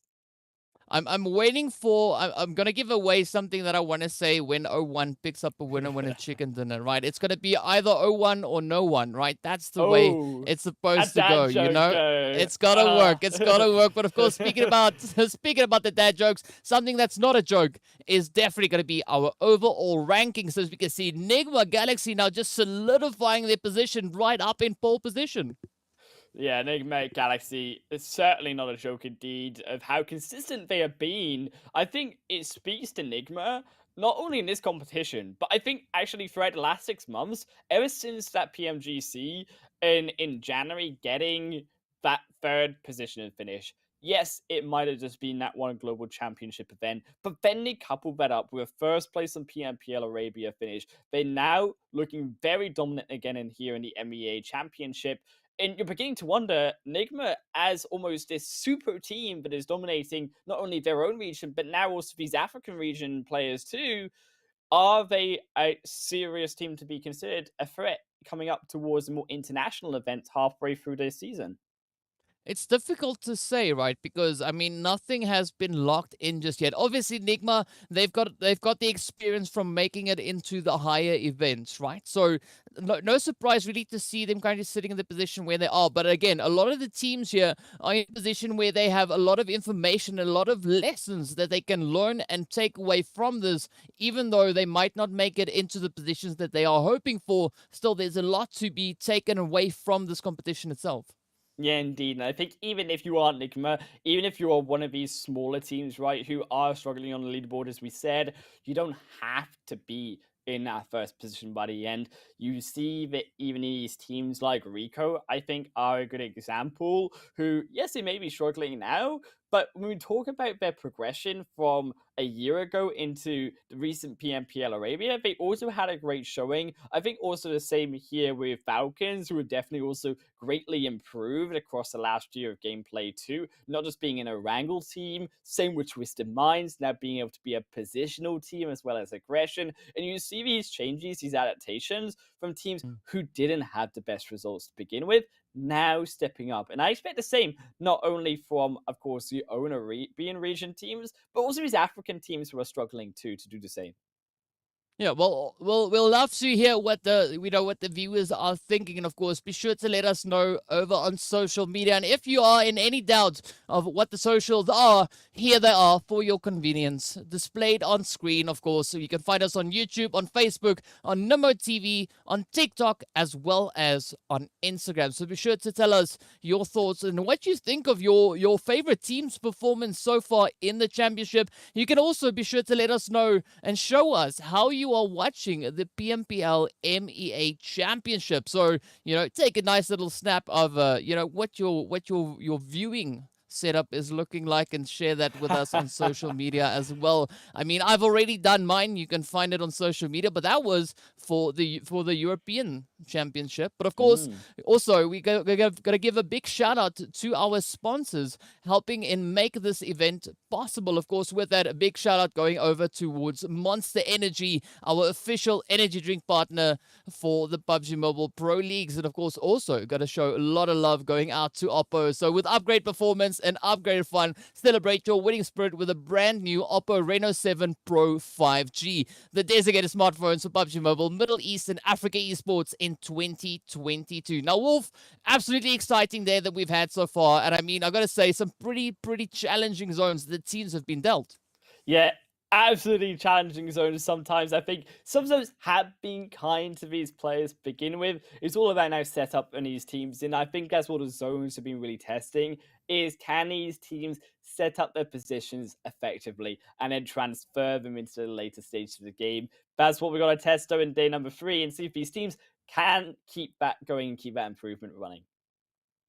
Yeah, 100% agreeing, of course, with that. We are going to be closing it up right here. So be sure to let us know on socials what your thoughts are. And with that, we are going to bid you adieu, at least for now. Look to see you all back again tomorrow. So stay tuned for even more PUBG Mobile action right here on the PUBG Mobile Pro League Middle East and Africa Championship for 2022 Spring Split. See you all back again later.